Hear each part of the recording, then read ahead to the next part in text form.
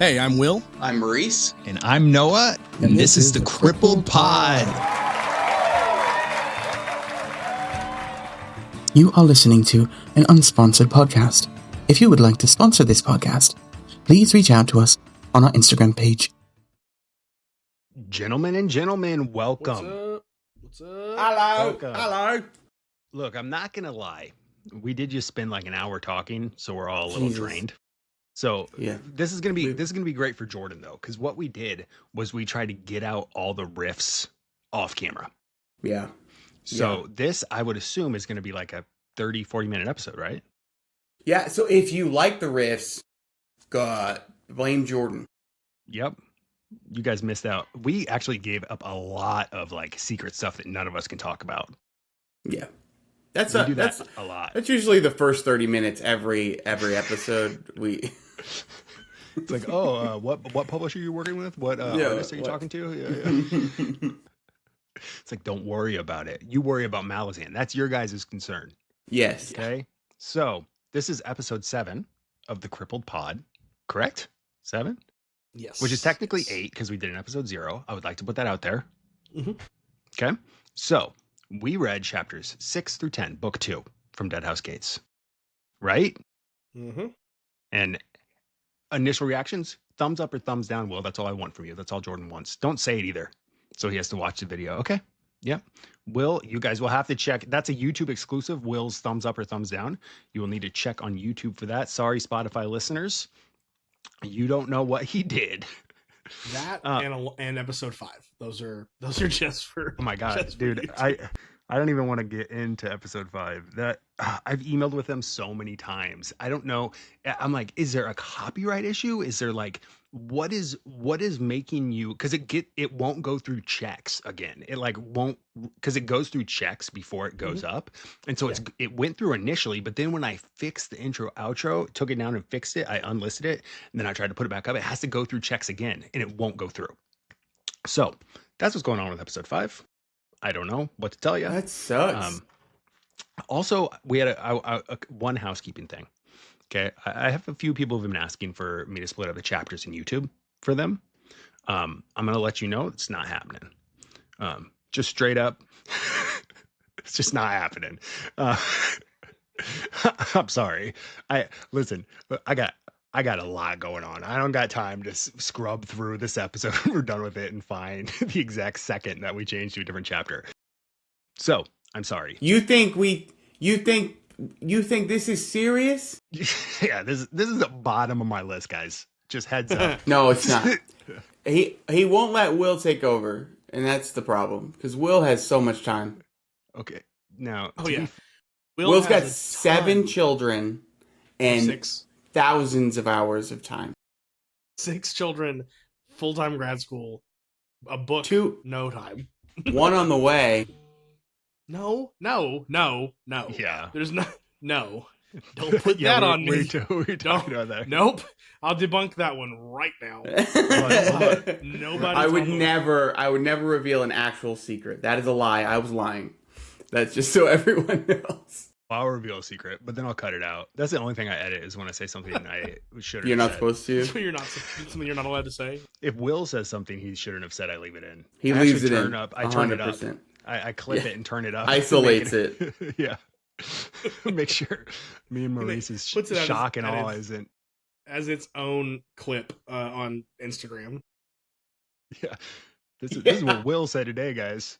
Just so you know, he lives in Kentucky. Well, that's not a secret, but that makes it all make so much more sense. All right, guys. So do we have any, is there anything we want to say before I read chapter 6 summary? I love how we were like, we cut out all the bullshit and then bullshitted for like 10 minutes. First and 5? foremost, it's only been 4 minutes. Oh, wow. I just want to make it really clear. We don't respect Jordan anyway. So I like Jordan. Unless Don't he wins, say it. if he wins Spiffbo, I'll respect him. But what about top 10? If he makes top 10, but I'm gonna let you know, Jordan. It's gonna take my vote to win Spiffbo. Unfortunately for you. So listen, Jordan, if you make top 10, Noah will respect you. I think that's fair to say. Yeah, I could see. I I don't know. I think he's in Abel's group. He's got you got some tough books in there, man. Got some tough books in there. But I believe in you, Jordan. yeah, I haven't read your believe book, in you too. but I believe. I believe in you too. So what I learned is if I really want you guys to we're cut still something going. out, I need to just drop some secret, and then you'll have to cut it. We'll see. Let's cut The that next part. time I get up to like go to the bathroom or get a drink, I'm just gonna say some things I'm not allowed to put on. All right, we are back. Sorry, guys, I had to cut out a few minutes there. Will got a little out of hand with a few different things. So we are going to go roll right in to Let's chapter go. 6. Chapter 6. Here we go. Chapter 6 of Deadhouse Gates is basically the moment Seven Cities hits the Revolution Now button. Beeson escapes the mines with Haboric and Bowden after a guard uprising conveniently deletes Benneth from the book.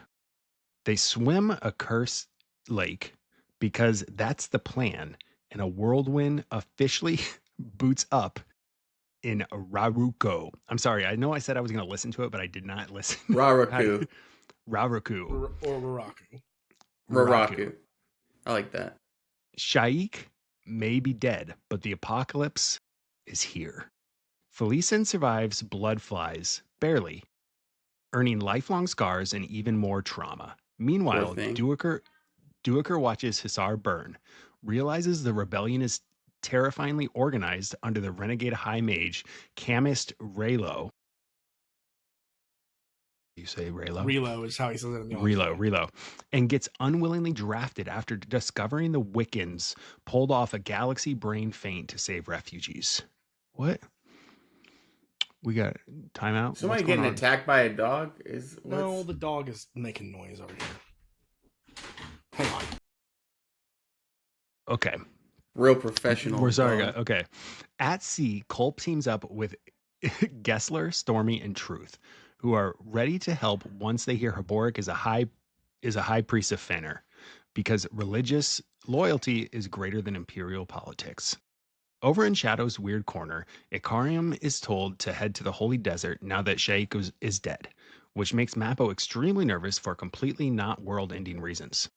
And Fiddler, Crocus, and Apsalar casually walk into a skyscraper-sized sandstorm, find an ancient road to Raaku, possibly towards Tremolor, and keep going, because in this book, that seems dangerous is basically just a suggestion. Yeah. Chapter 6. Initial thoughts, Will. Chunky Boy.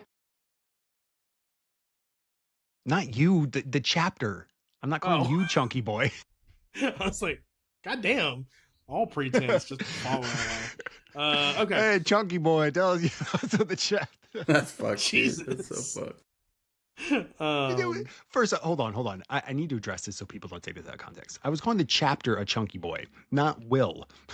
The fact that this even became that is because Will assumed that I meant that. Well, I mean, in Will's defense, it wouldn't be the first time that you did that on this podcast. Didn't I call him cute?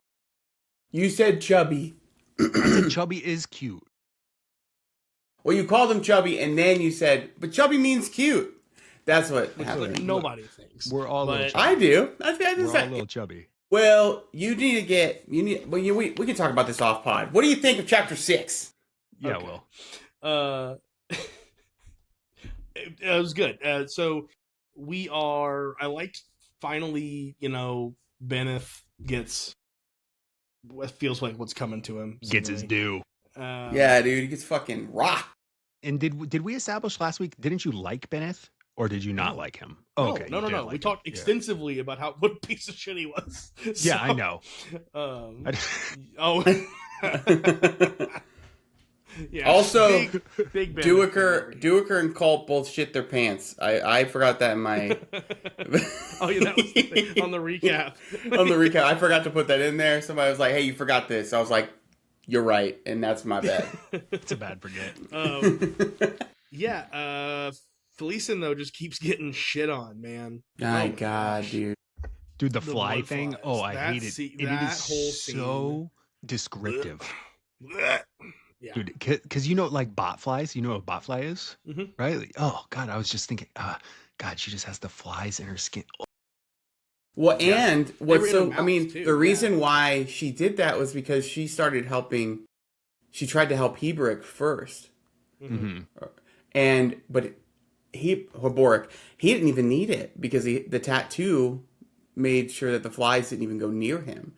So that's what's so sad about it too, is that like we keep seeing these moments where like Felicin is talking, she hates these men, but then will sacrifice herself for them in a moment of like heated adrenaline. She'll like take care of them first. And that's, I mean, that's their whole journey here has been trying to make sure that they survive. And It's I do love the scene of I mean I love the whole sequence of them just getting out and all that happening. I thought it was done really well. But this leads yeah, into one of my questions that I have actually. So Felicin insists on saving Benneth even after everything. Is that trauma, denial, love, or a desperate need for control? Trauma. trauma. I think it's Stockholm syndrome. I think she believes she like loves him or like something close to that. I don't know if she thinks love. Yeah. She thinks like Well, he there- is useful, he protects me. It is he's my lover. She does call him that. yeah, in a later chapter, she calls him lover. She refers to him as lover in her head. So she thinks, I think, because she doesn't have any experience outside of this with relationships and stuff, I think this is what she thinks is love. I think she thinks this is love. So, she's pissed. And when Bowden comes back, I mean, it's like, she's furious with him that he didn't save Benneth. So, yeah. And she's like unreasonably furious. like Yes. trying to kill him furious. Yeah. Yeah. So, to me, that's all trauma bonding. That's all that is. Well, and then she learns that. Does she learn that? No, she doesn't learn that yet. Never mind. Never mind. Back up. I know exactly what you're going to say. Yeah. It's in this book, but she hasn't learned it yet. Yeah. I think.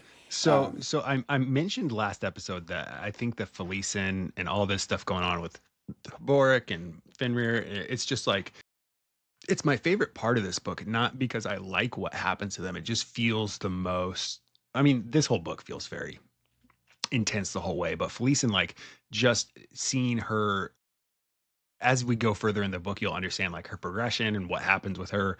But like just this beginning part, just like how freaking desperate it is and how like it just feels so visceral and like it's just like I don't know what the word is, just sad as frick. Tragic.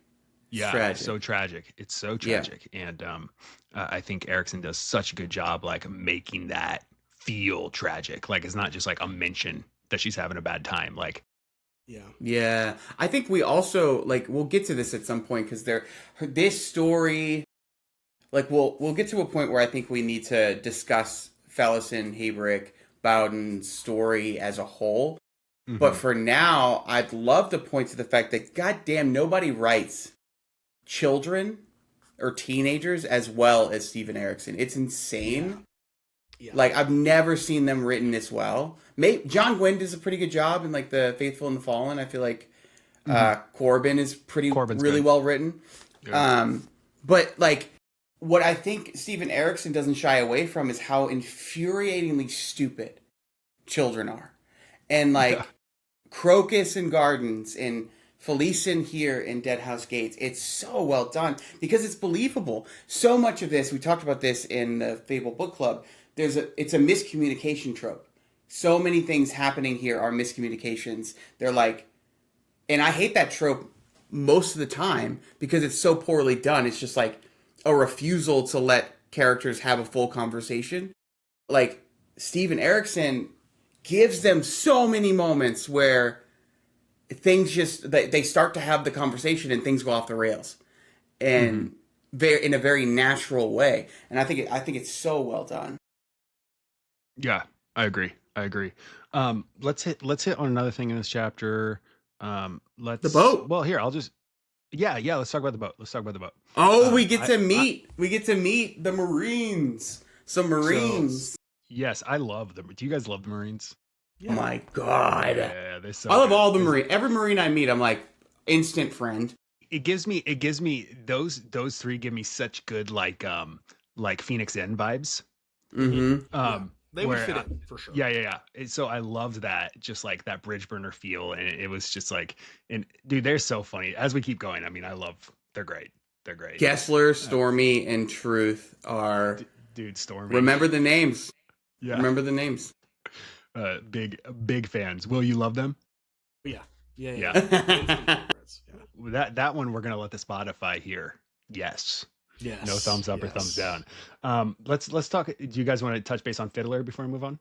How about Culp? Also, we get a bit of Culp here too. What are your feelings on Culp right now, Will? I'm curious about that. Well, at this point, it's hard to say. I think that he gets a lot of development going forward from this point. We see a lot of Culp from this point on, and he starts taking a much more significant role. I like him generally. I love the magic perspective in these books. Yeah. Like magic users, and so I always enjoy that. Any character that can use magic. So that's always fun. So I think Erickson writes that character really well. I agree.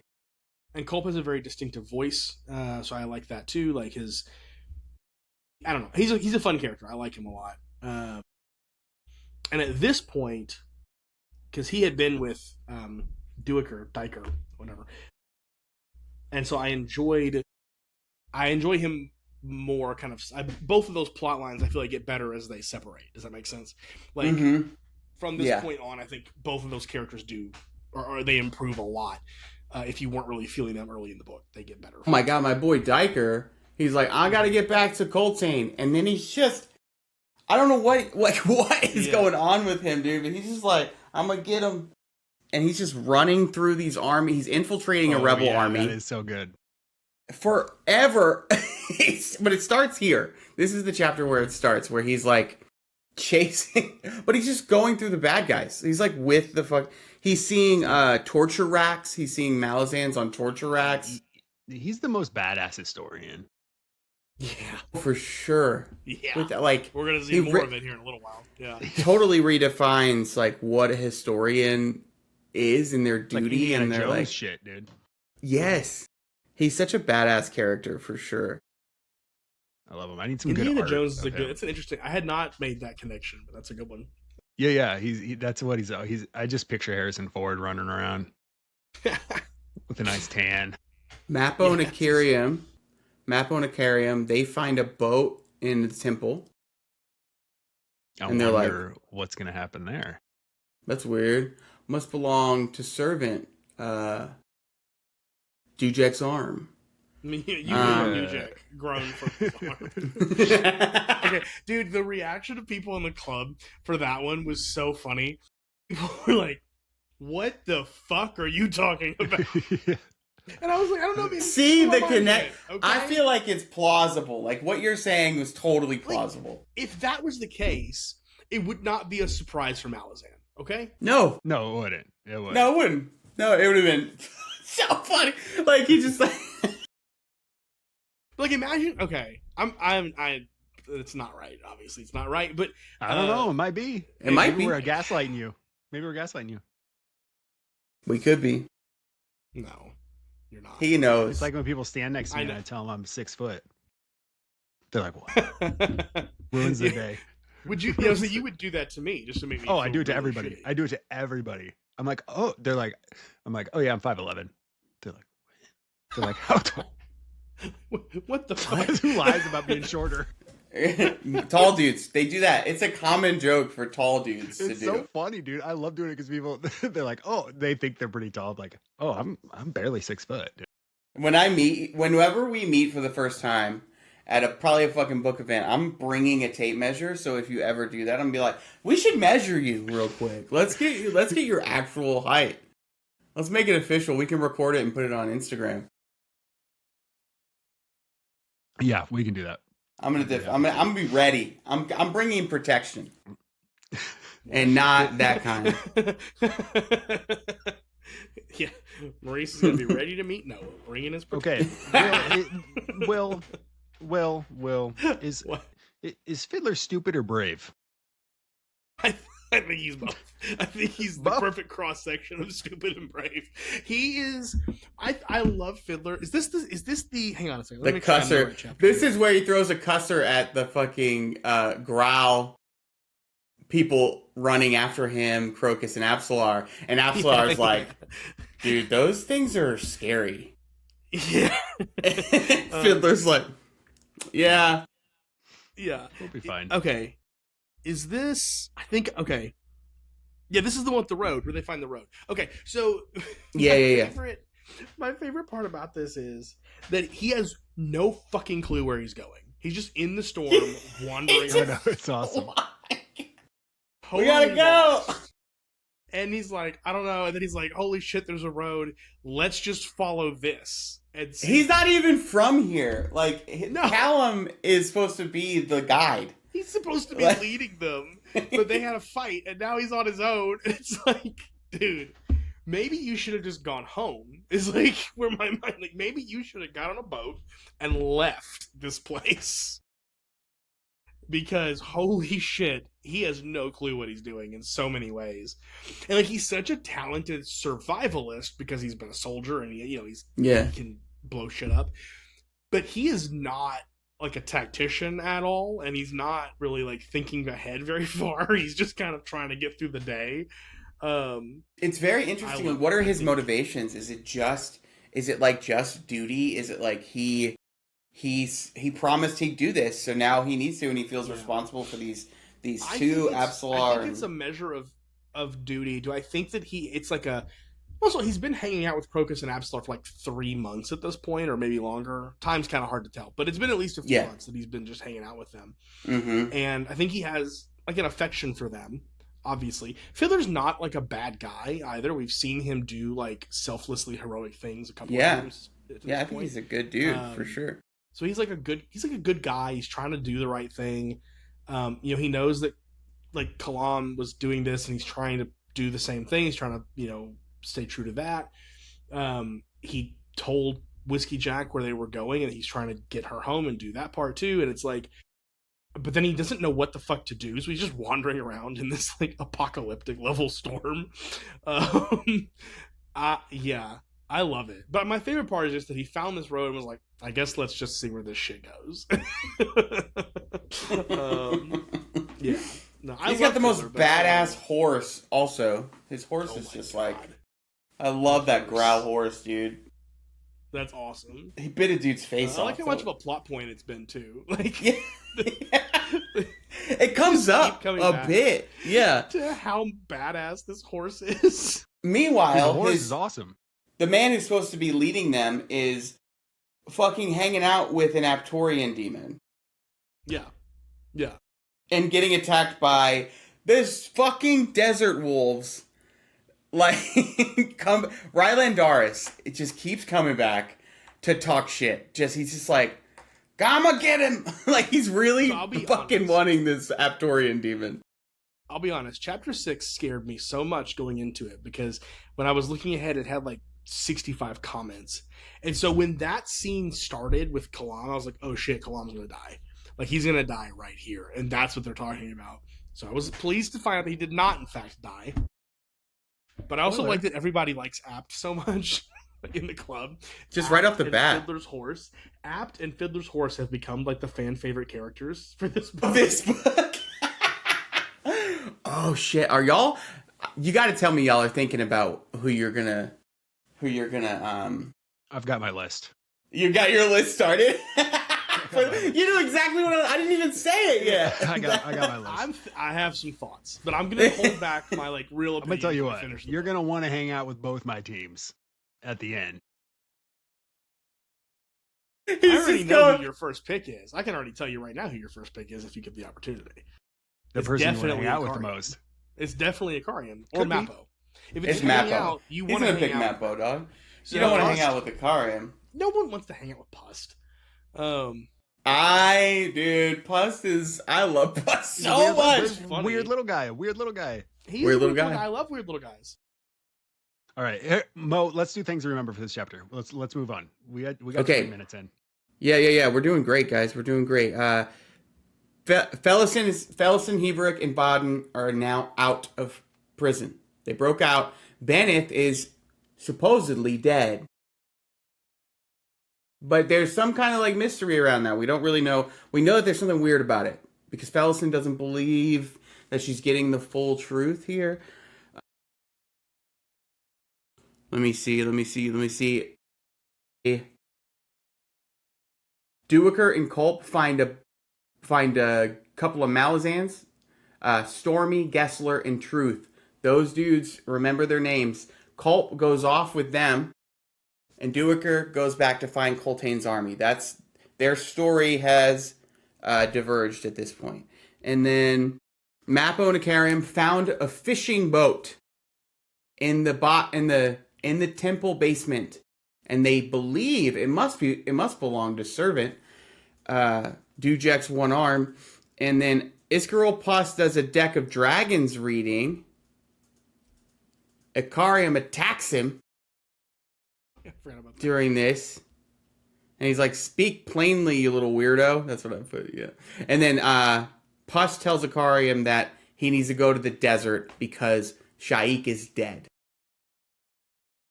Interesting. How does he know that? How does he know? We know that. But how does Pus know that? Fiddler is a man without a plan, but he's got bombs, and that counts for a lot in this world. And Callum is hanging out with the demon. That's all we need right now. Oh! And we saw Callum fight divers. Mm-hmm. He took out one of those wolves, and the Aptorian demon took out the other 7.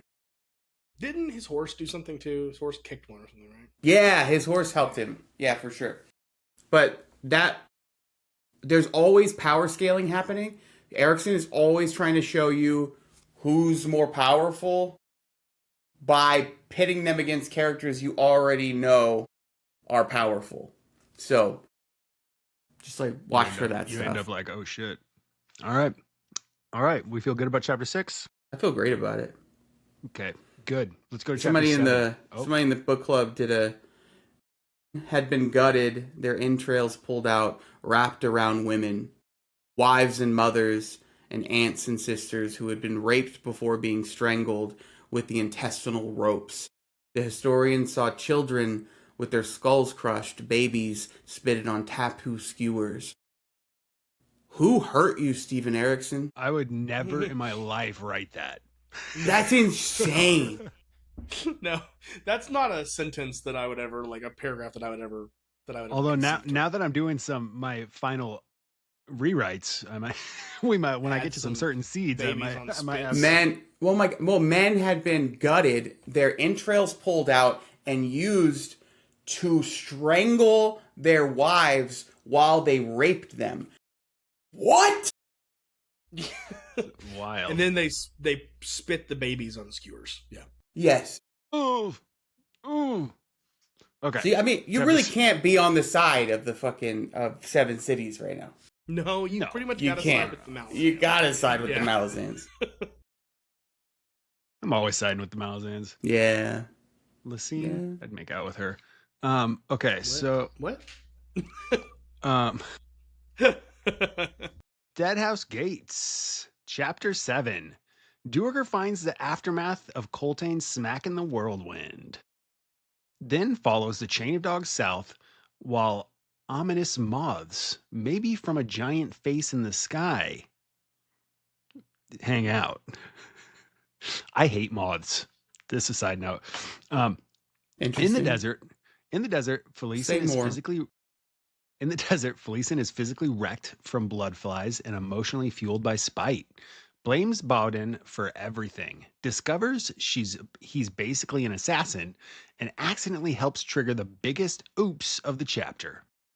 Bowden unlocks a key hidden in Herboric's tattoo and somehow drags Finner, the literal boar god, into the mortal world, making a god suddenly vulnerable.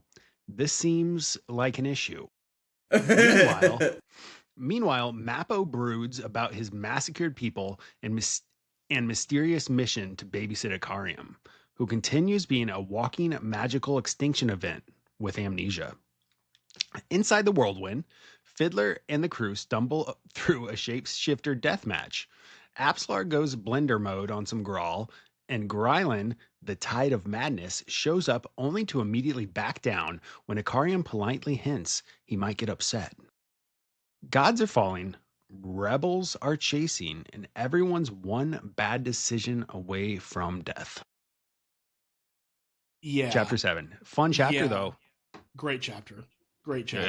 Ikariam he's handling the aura farming duties while Rake is away, which I appreciate.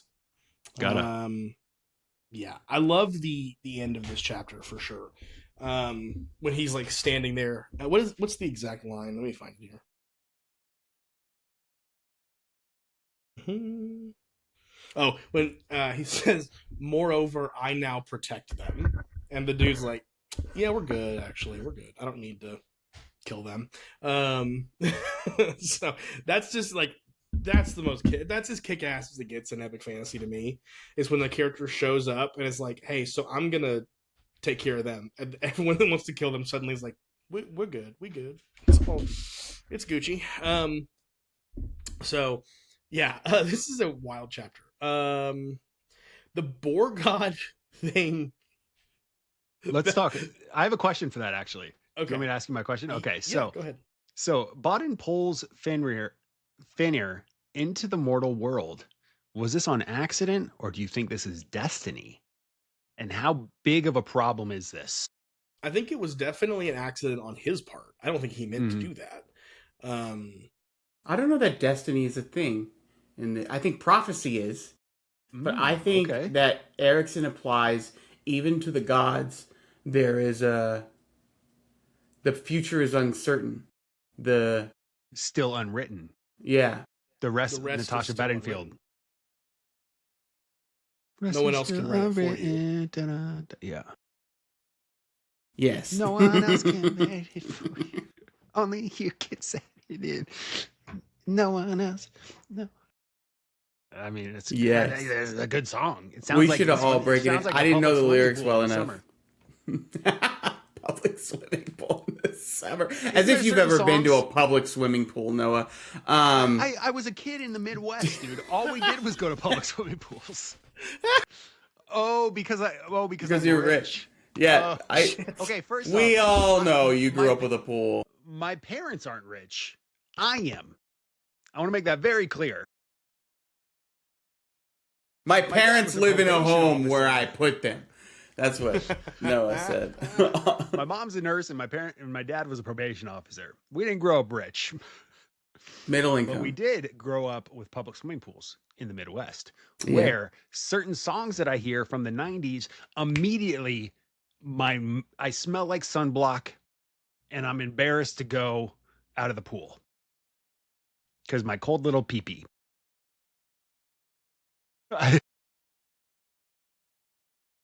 Clip. Will. Okay, well. Duiker. Something I love about this whole sequence with Duiker is that he's moving with the rebels. Will, I'm talking to you. Yeah, sorry. I don't know what he's doing. Will's having a bad day. What's going on, Will? Tell us what's up. Man, it's been chaotic, okay? I knew something was off. Your doggo, dude. The dog's fine. He's fine. I don't know. I think he's trying to scratch an itch or something. I have him in his crate right now because if I don't, he's gonna run around and bark a lot. Gotcha. This is not helping. So on a personal level, like what's up? Is there something we need to dig through here with everybody? No. It's just a tiring week. There's a baby on the way. I get it. Yeah, Number 7. That's tough. There is not a baby on the way. That's tough. There is not. I have, however, my kids were out of school the first 2 days of the week. So why? My older President's holiday, Day and then parent teacher conference day. So, George Washington's birthday. the older two were at home the first 2 days of the week, and then I've had one that is going on some new food, so he's been shitting his pants a lot, like a lot. Your kid? And then, yeah, No, me. do it. No, it sounds like a dog thing. It sounds like you're talking about a dog. No, But then you said pants. Okay. Maurice, kids are a lot like dogs. They just talk. What do you back mean more. he's going on a new food? That's what the part that's Okay, confusing. all right. me. So this is a little bit of a lore drop. I have a child with a G tube, like a feeding tube. So okay. I get it. He's starting to eat food by mouth, and so because of that, he is shitting his pants expeditiously. Because if you've never eaten food before and you all of a sudden eat a bunch of like mangoes, which is what he's having, mangoes and I squash. love mangoes, dude. Oh, I love squash too, dude. I'm about to go get me is mangoes. His diet. I is can hear. mangoes, I can hear. squash, I'll be and back. Milk, basically. Mango, and so, squash, and milk. Hey, and that's so not a bad he's diet. shitting his pants a lot. All right. I just wanted everybody to know you're okay. It's I'm just good. you're a little tired. I'm as good as I ever. You're always No, I getting don't- me at about 50% because of the kids. Just so we're clear on that. Like, I think If you met me- everybody's getting everybody at 50. if you met me at 10 years ago, this is 50%. Okay, that's what you're getting. Well, you Hey, know that mango is really high in fiber. Yeah, which is also going to make him poop more. Yeah, I know. Yeah, I've been eating dried mango. So much from fucking Trader dried Joe. mango. The So you're the Trader pooping a Joe, lot, the too. Good Costco job. one or the Trader Joe's one? Costco one or Trader Joe's one? Amazon. Oh, Amazon, you are getting too lazy. Hang on. We need to get You ordered food from Amazon? Wow. I order That's how you know. snacks. Wow. That's how you know you're trad. That's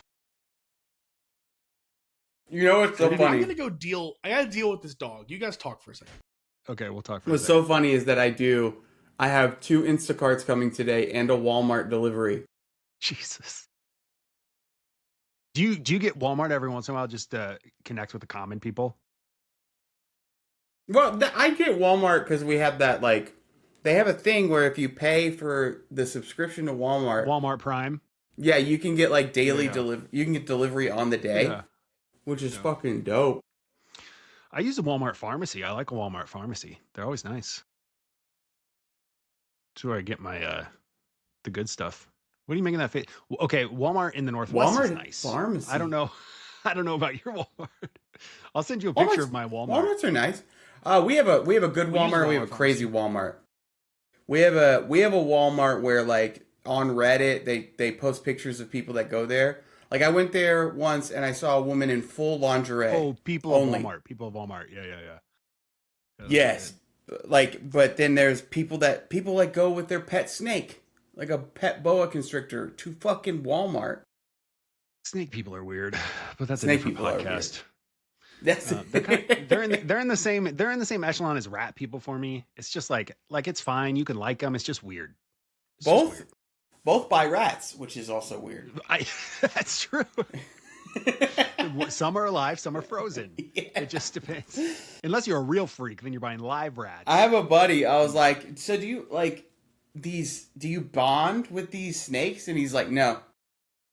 No, See, they're not. He gets it at least. He gets it at least. No, they have no ability to bond with you. They don't know you. They'll fucking kill you if you give them a chance. I was like, that's oh, my snake crazy. loves me. Your snake does not love you. Your snake doesn't love you. Your snake doesn't give a fuck. You give your snake food and it knows. That's kind of how I feel about cats. A little. That is how cats are, dude. They'll eat you if you die. This is going to be a hot topic, though. This is going to be a hot. Yeah, my dog Lucy would not eat me if I died. Mm-mm. Now, if I had a cat, look, well, we don't got Kentucky dogs up here in Seattle. I don't Do you know want what to see you're my dealing dog? You want to see my Kentucky dog? You want to see my Yeah, big sure. country dog real quick? Hang on a second. with. Hang on a Show second. me your country I dog. do. I really do. Come here. Hey, Toby, you want to see another? Oh my god! I would eat that dog. Oh my god! I am He has obsessed. a diaper on. He has a diaper on. That's a him. I have Look at him, dude. What's his name? Fenton. Fenton. Like You wouldn't name a fentanyl? dog Fenton. No, god damn it, not like That's fentanyl. crazy. Kentucky. It's dog really named close. Fenton must be fentanyl. No, Fentanyl. it is. He's named after a viral video from about 15 years ago of a guy who's chasing his dog. His dog, and he's screaming for this dog. He's going, Fenton, Fenton.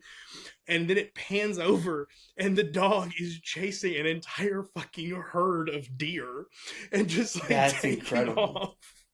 And he's just going, Jesus Christ! It's so. We funny. have a similar thing. my Our wife and Roomba's I name. Oh yeah, so sorry. I'll say my wife and I said when we were dating, if we ever get a male dog, we're naming it Fenton after that video because we both liked him so much. I love him. I love him so much. Yeah, well, that's the one that was making all the noise a minute ago. He's old. He's So- like 10, 11 years old now. We've named our Roomba Elizabeth because there was this old video, a series of videos where a guy was going out with his drunk girlfriend named Elizabeth, and she was fucking blackout drunk and just kept falling over, and the whole video was just him going, God damn it, Elizabeth! So every time our Roomba runs into something, we shout, God damn it, Elizabeth! And it's so funny. It's so funny. Yeah, every time I have to yell for him, I'm going, Jesus Christ, Fenton. Yeah, every Can I time. show you? I'm gonna show you some friends. Go get your dog, Noah. I'm not gonna. Toby get my doesn't seem dogs. happy about I have this. I have two dogs. Go get him.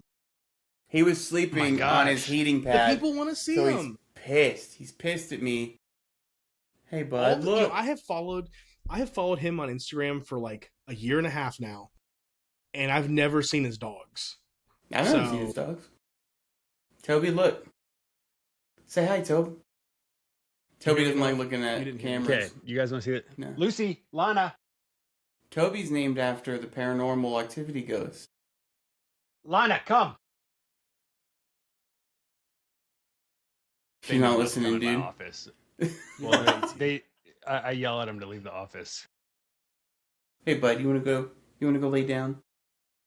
You wanna go back? I don't on know your why, but I heating thought it'd pad? be really funny if on your door to your office it was just like a teenage boy's door. Oh my god, it's a poodle! Oh, it's a big old doodle. Lana. She Golden doodle? she's Toby, can you see 10. that She's dog? 10. Yeah, we got a doodle before doodles were expensive. Aww. I don't know where Lucy is. Where's Lulu? Toby can see Where's out of the Lucy? window from up here while I'm holding him. I can So see- he is see that. fucking enraptured. He's like, hold up.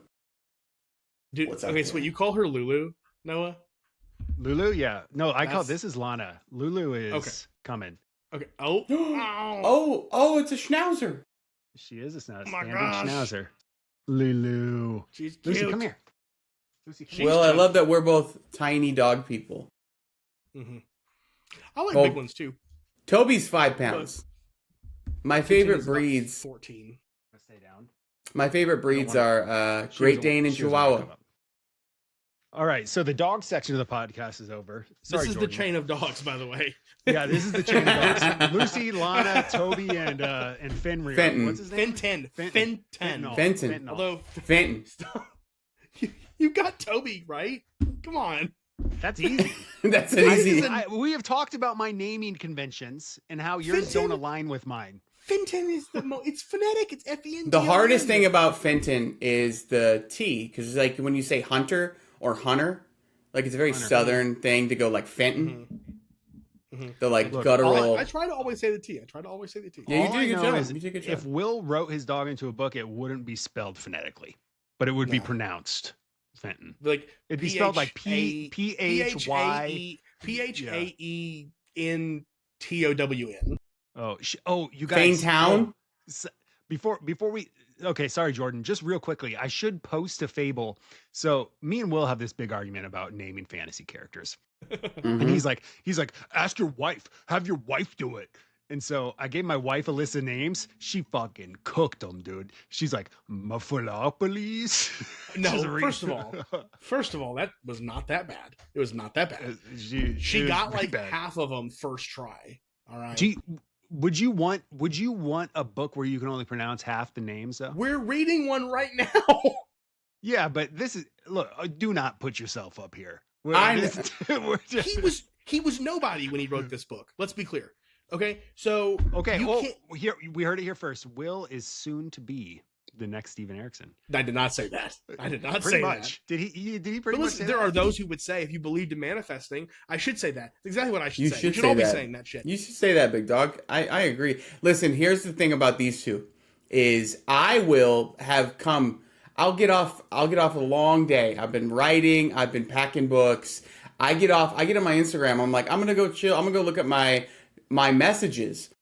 And then I have 500 messages between these two fighting each other. And I have so many messages that the IG AI is like, hey, do you want me to summarize these for you? I'm like, no, I'm going to read them. So I read through all of these goddamn messages. I don't know. We have like 6 group chats and they're constantly talking in all of them. And I never get to catch up. It's crazy.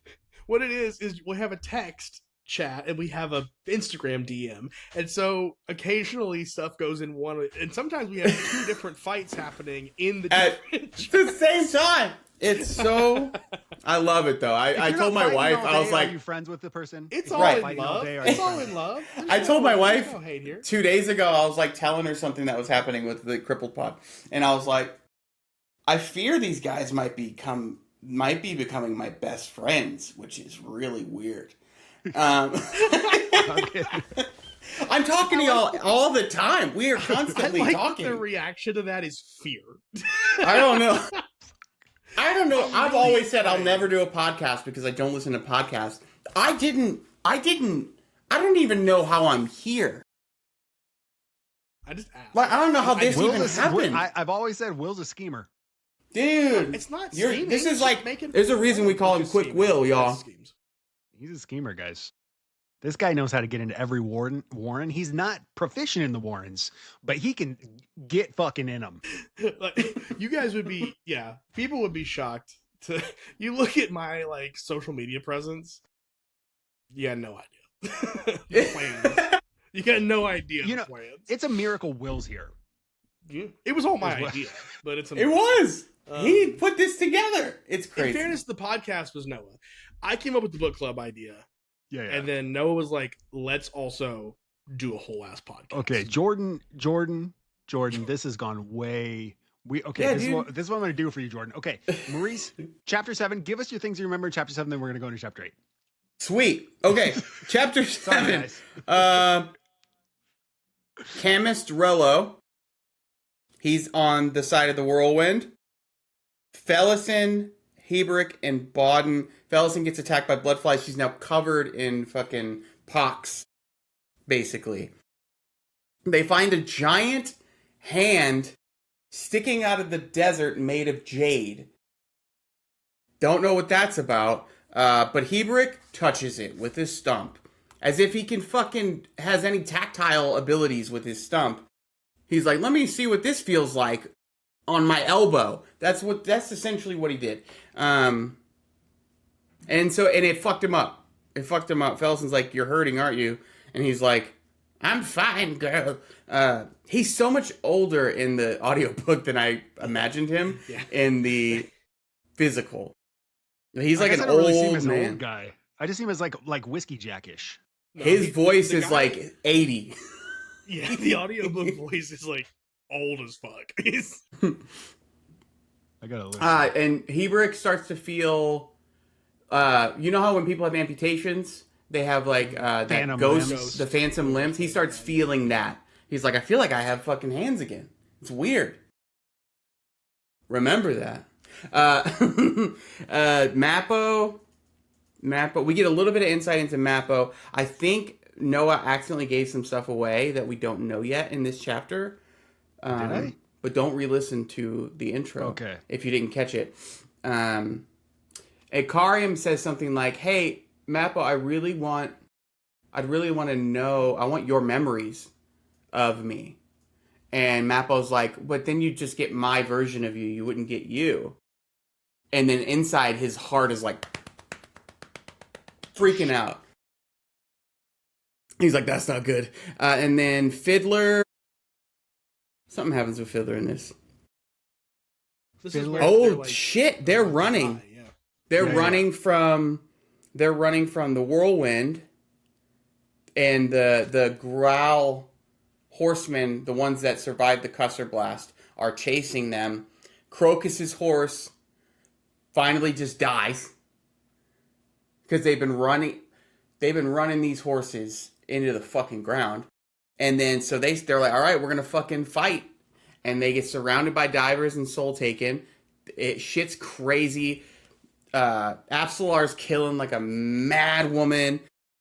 Crocus is like throwing knives. It's a crazy scene. I feel like they're in like this like clearing, and they're just like trying to like make sure that nothing gets in, and then a fucking bunch of rats show up, and this is Grillin, the Tide of Madness, and Grillin's gonna eat them is what's about to happen, and then Akarium steps out of the fucking desert like a wandering god and just says, "Don't make me mad." And Grillin's like, "Okay," and runs. And that's what you need to remember. Grillin, the rats, Akarium, wandering god, Fiddler, Crocus, and Absolar, they can kind of handle it. They did a good job. Honestly, I was surprised. I love that gang. Me too. I think They're my favorite story in this book. Is this little group here? I think if we were in this book, that's kind of our vibe. Huh? Yeah. Yeah, for sure. Who's sure. who? I am. Who am I? We gotta let the club decide. That's not That's a good point. question. I think That's we a can good answer on point. our own. Yeah, that's a good point. Noah is Absolar. Will is Crocus, and I am Fiddler. You fucking wish you were Fiddler. Will's Fiddler because he doesn't want to be. Why would I not want to be Fiddler? Maurice, In this first off, scenario. you know you're Absolar. I've got the hair. I don't know why we're pretending. Noah's Crocus. I like this. Who's the horse? Maybe I'm the horse. Fenton. Die before it ever even starts. I feel like Fenton has become a member. Like he's Oh, been inserting himself in this episode. Lana would not be involved in this. She would stay on her chair. All right, let's do Stay on her chair. chapter 8. So my wife's a runner, and I am not, as you can tell. And she, dude, Lana's whole life, she's run 5 miles every morning. And she is so fucking over it at age 10. She is just like, my wife has to pull her off of her chair, and Lana will just like, you know how dogs like crouch when they don't want to move? Yeah. She'll just she will not move. And then eventually I just have to be like, Lana, get outside. And then she finally God. Because she That's has how I to, talk to my kids too. If you don't exercise her, she's insane at night. She's a poodle. No, 100%. Toby. She's a poodle. So Toby can't do more. He can't do an entire block. He will get out. He doesn't look like he can. He fucking gets out there, and he's walking, and then he's like, but he's like 13. He's 13 years old. He's a Chihuahua. He has no energy. We play with him. He does tricks for treats. Oh God, he does tricks, and that's all he needs. Once a day, we just do tricks, and he does it for 5 minutes. Mm-hmm. All right. Well, you're gonna get. There's a chain of dogs, guys. This is canon. Yeah, we need a graphic. We need a graphic for sure with our dogs. All of our dogs. We definitely need that. That needs to exist. Hey, if anybody in the group is an illustrator. Hey, Jason, I need you to. Oh, Jason! Stop what you're doing. I don't know if Jason's art is best for making a satirical chain of dogs with our. I need a very serious art piece of our dogs as the chain of dogs. Will running like Duiker, dude. Yeah.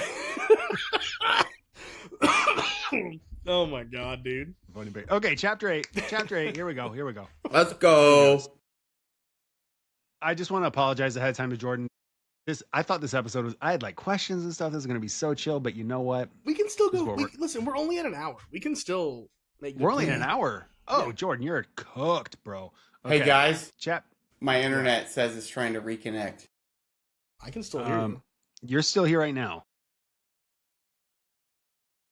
We'll see what happens. I'll just read chapter 8 here, and then we'll see how it is after that. Okay. Yeah. Tista, what now? Tista. Oh, yep. All right. Duca learns Coltane left the refugees at the spring, took his wildly outnumbered Wiccans into Odhan, and absolutely obliterated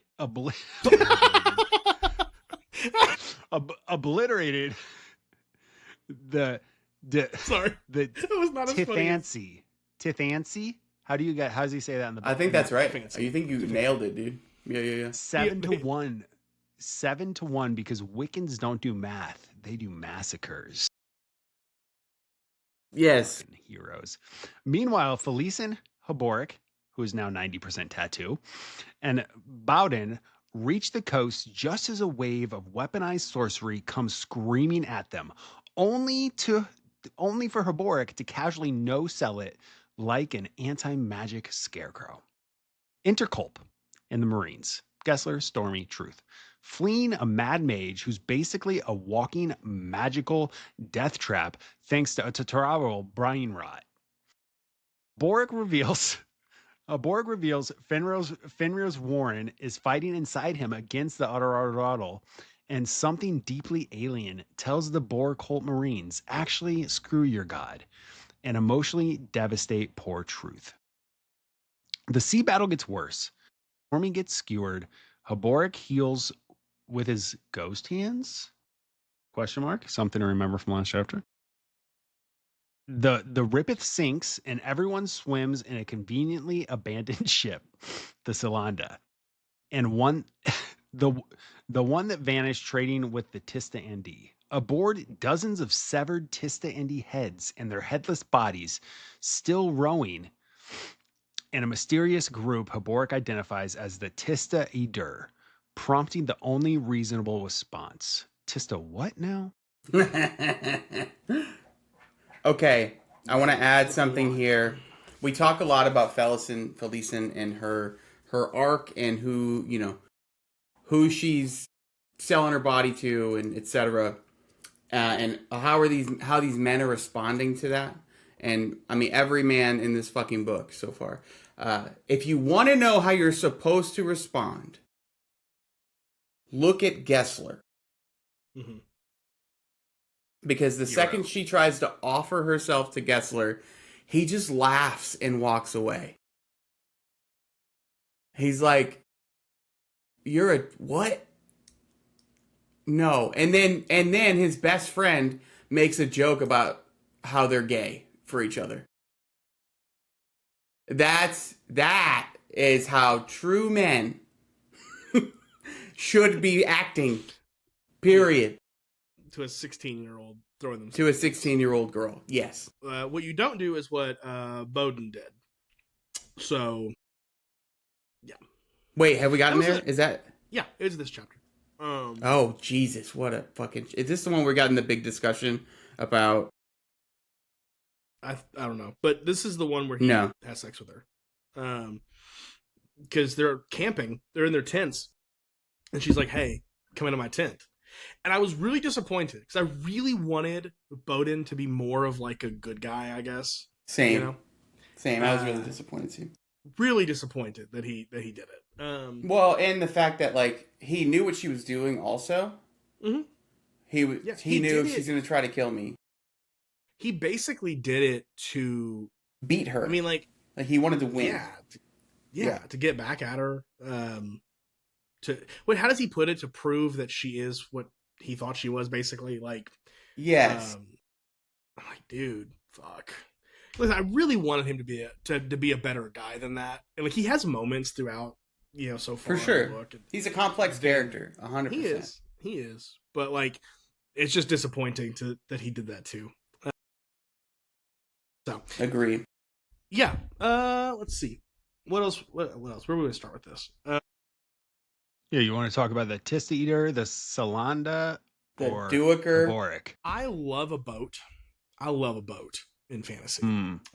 Yeah, people either love or hate boats in fantasy. Like, okay, There's- so like the second Gentleman Bastards book, I loved it. I loved so it. good. Oh, it's such a Um, good yeah. book. So much Oh. boat. Have you read Bone Ship? Have you read Bone Ships? Mm-mm. Oh, I haven't. oh. Bone Ships and I'm only on Live book Ships 2 of are the- both on my list for this. I'm only on book 2 of the Realm of the Elderlings, so I haven't gotten there yet. Oh, you haven't got the Live Ship Traders. Oh, Mm-mm. so good. Aren't they technically like? Couldn't you technically read any of those trilogies? Couldn't you start with any of them? No. You could technically read a Live Ship before I've heard Farseer some trilogy. people say to start with Live Ship, so that's why I ask. Really? You can. I don't think that'd hurt you. I guess I agreed upon that they're the better I ones, assumed so- they followed. I guess I thought they followed Fitz. Live Ship and Rainwild Chronicles, they're a little different. You have to read Live Ships before Rainwild. I would just read them in publication order. That's my best suggestion. Yeah, well, Just makes it the easier. thing I saw was like if you're struggling with Assassin's Apprentice, like you're not getting into it, to just You go can to do that. Live Ship and do those Yeah, yeah. first, and then you would Yep. probably enjoy the. Are they Assassin's faster Apprentice. paced or something? They're just yes. I think they're just better all around. Well, she's got more Then- books under her belt at that point. If that makes sense. Yeah, I think Farseer trilogy is definitely I think the weakest. But I still like Oh. it. I've heard Well, some it's people beautifully say that, written. Rainwild Chronicles. Is that's the They- one with the dragon titles, right? Mhm. Yeah, I've heard Yep. that one. Some people struggle with that one. So Yeah, this is for a different podcast. but yeah, it is. Yeah. It is. I just Yeah. sorry. That's next year. Everybody go read Robin's books and read them in order. Don't read them yet because we might be doing the Realm of Right. the Let's Elderlings finish next Malazan. year. Maybe we'll go That back would and be do. really- Maybe we'll do Realm. If Maybe we we'll Realm of the do Elderlings. Realm of the Elderlings, dude, like I don't want to like say anything off camera or on camera, but there's a good chance we can get Robin involved in a lot of them. Yeah, right. That's what I'm saying. Just saying. That's what I put my like coy Not little- talking about like my- connections or anything, but like me and like I know some.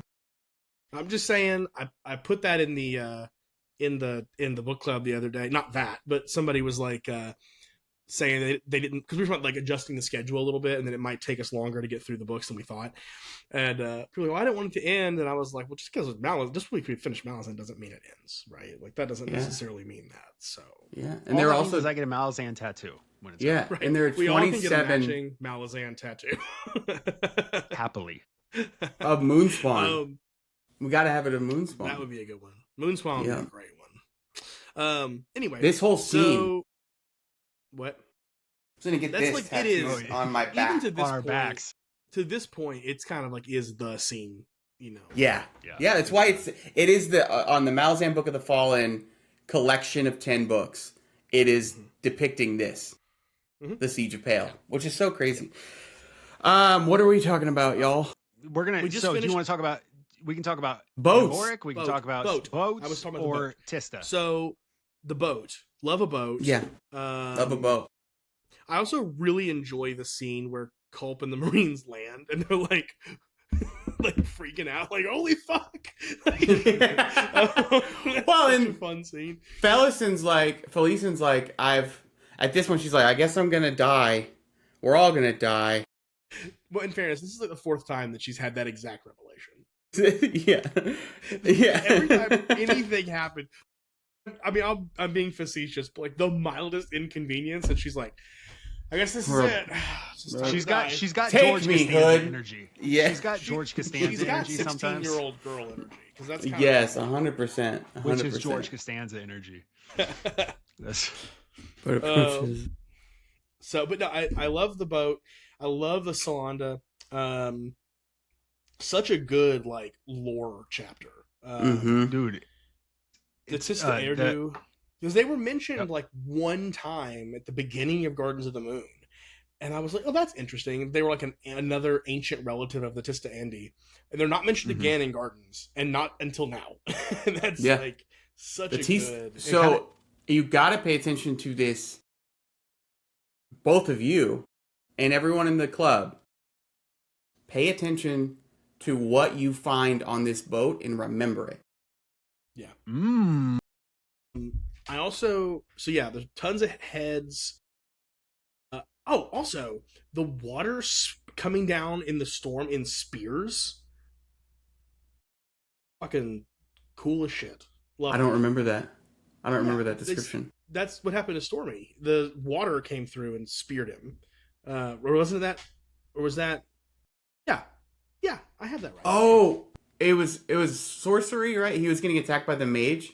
Yeah, it was when they were still in. Yeah, The crazy. Oh, yeah. I thought it was just a regular spear that got him, or like No, a it's water. bolt. It's Oh water shit! that comes That's down crazy. from the storm as spears I didn't slamming picture it into that the way. boat. That's why the boat is like capsizing, because the literal rain turned into fucking knives.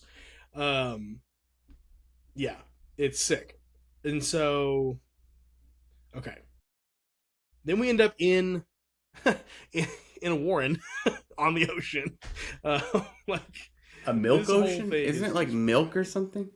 it's like a milky water. They talk Yeah. more about what's in it in the next chapter, I think. But Okay. yeah. And then, of course, the oversized Barghast spear. Which Hebert's like, that's a Barghast spear, and Yeah, Culp's like, nah, it's not. It's too big. Is it Culp that says that? Somebody's like, it's way too big, and he's like, even so. it still is.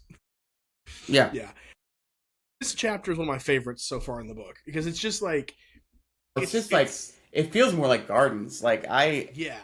It's like a fun adventure kind of setting, and then of course you get to the severed heads, and remember that you're still reading a Malazan book. The boat full of heads and like undead headless oarsmen. Oh, That's It's what's so sick, dude. It's crazy. they set that scene so well, though. Yeah. Mhm. They do. Oh, They so do. So Y'all have obviously. I'm curious. I'm gonna be curious after you're done with this book, but like where it sits in like ranking for you, and like how you feel about it. a lot of people say it's like top 2, right? Like it's consistently It's one of the very best. consistently at the top of a lot of people's rankings.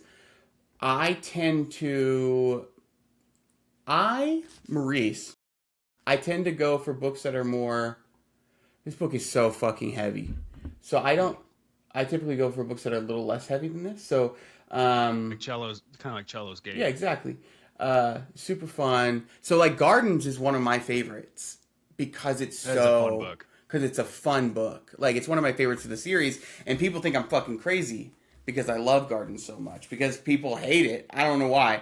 It's sick as shit. Yeah.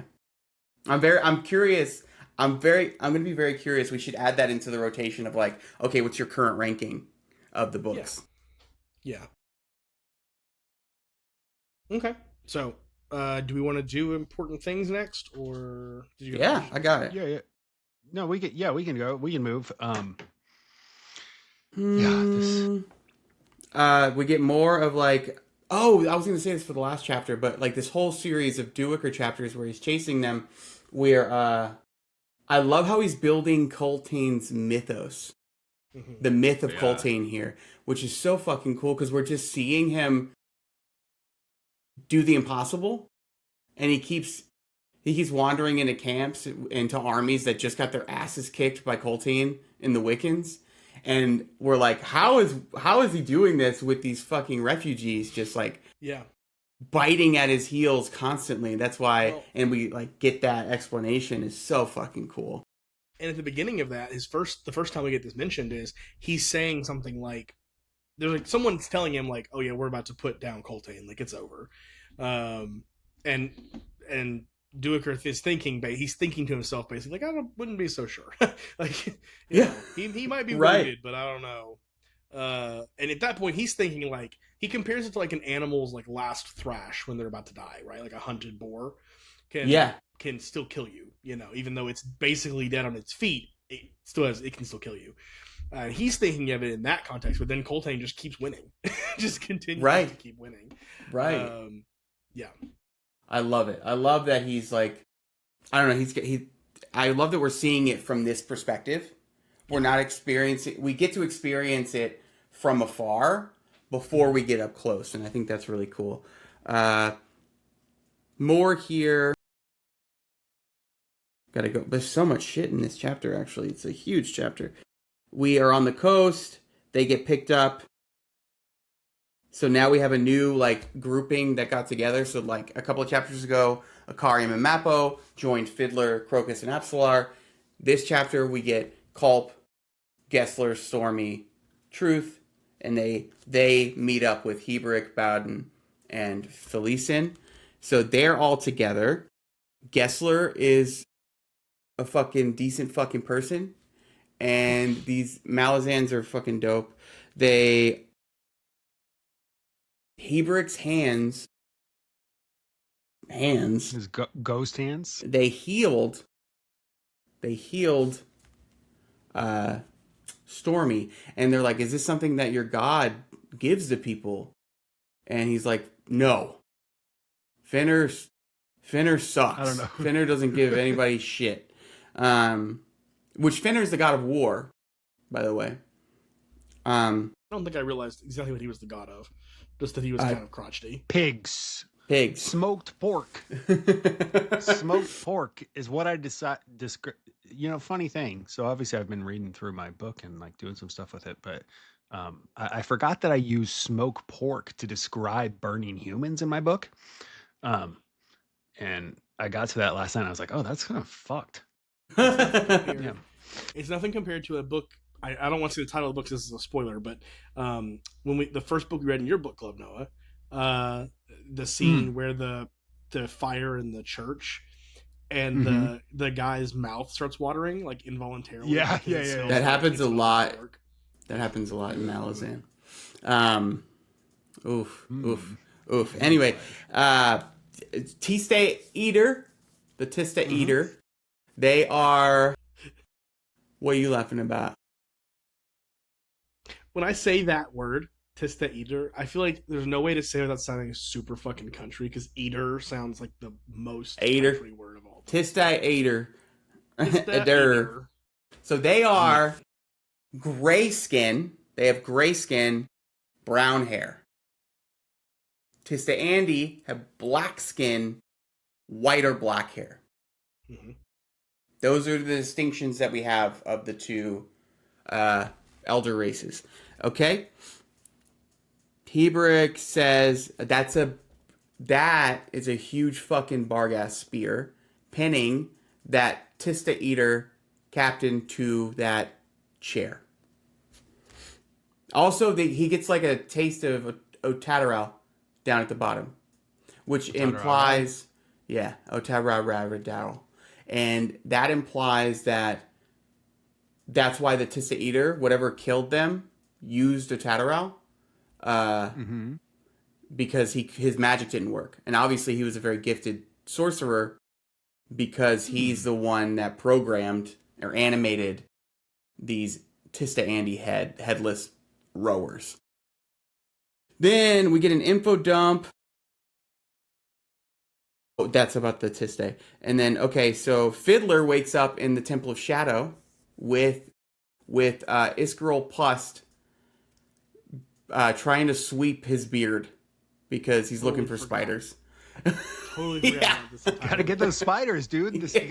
Why do these spiders keep coming up, Will? I'm not making any more theory. I'm not theory crafting anymore, all right? Because I love that fucking Pust also keeps talking to himself out loud.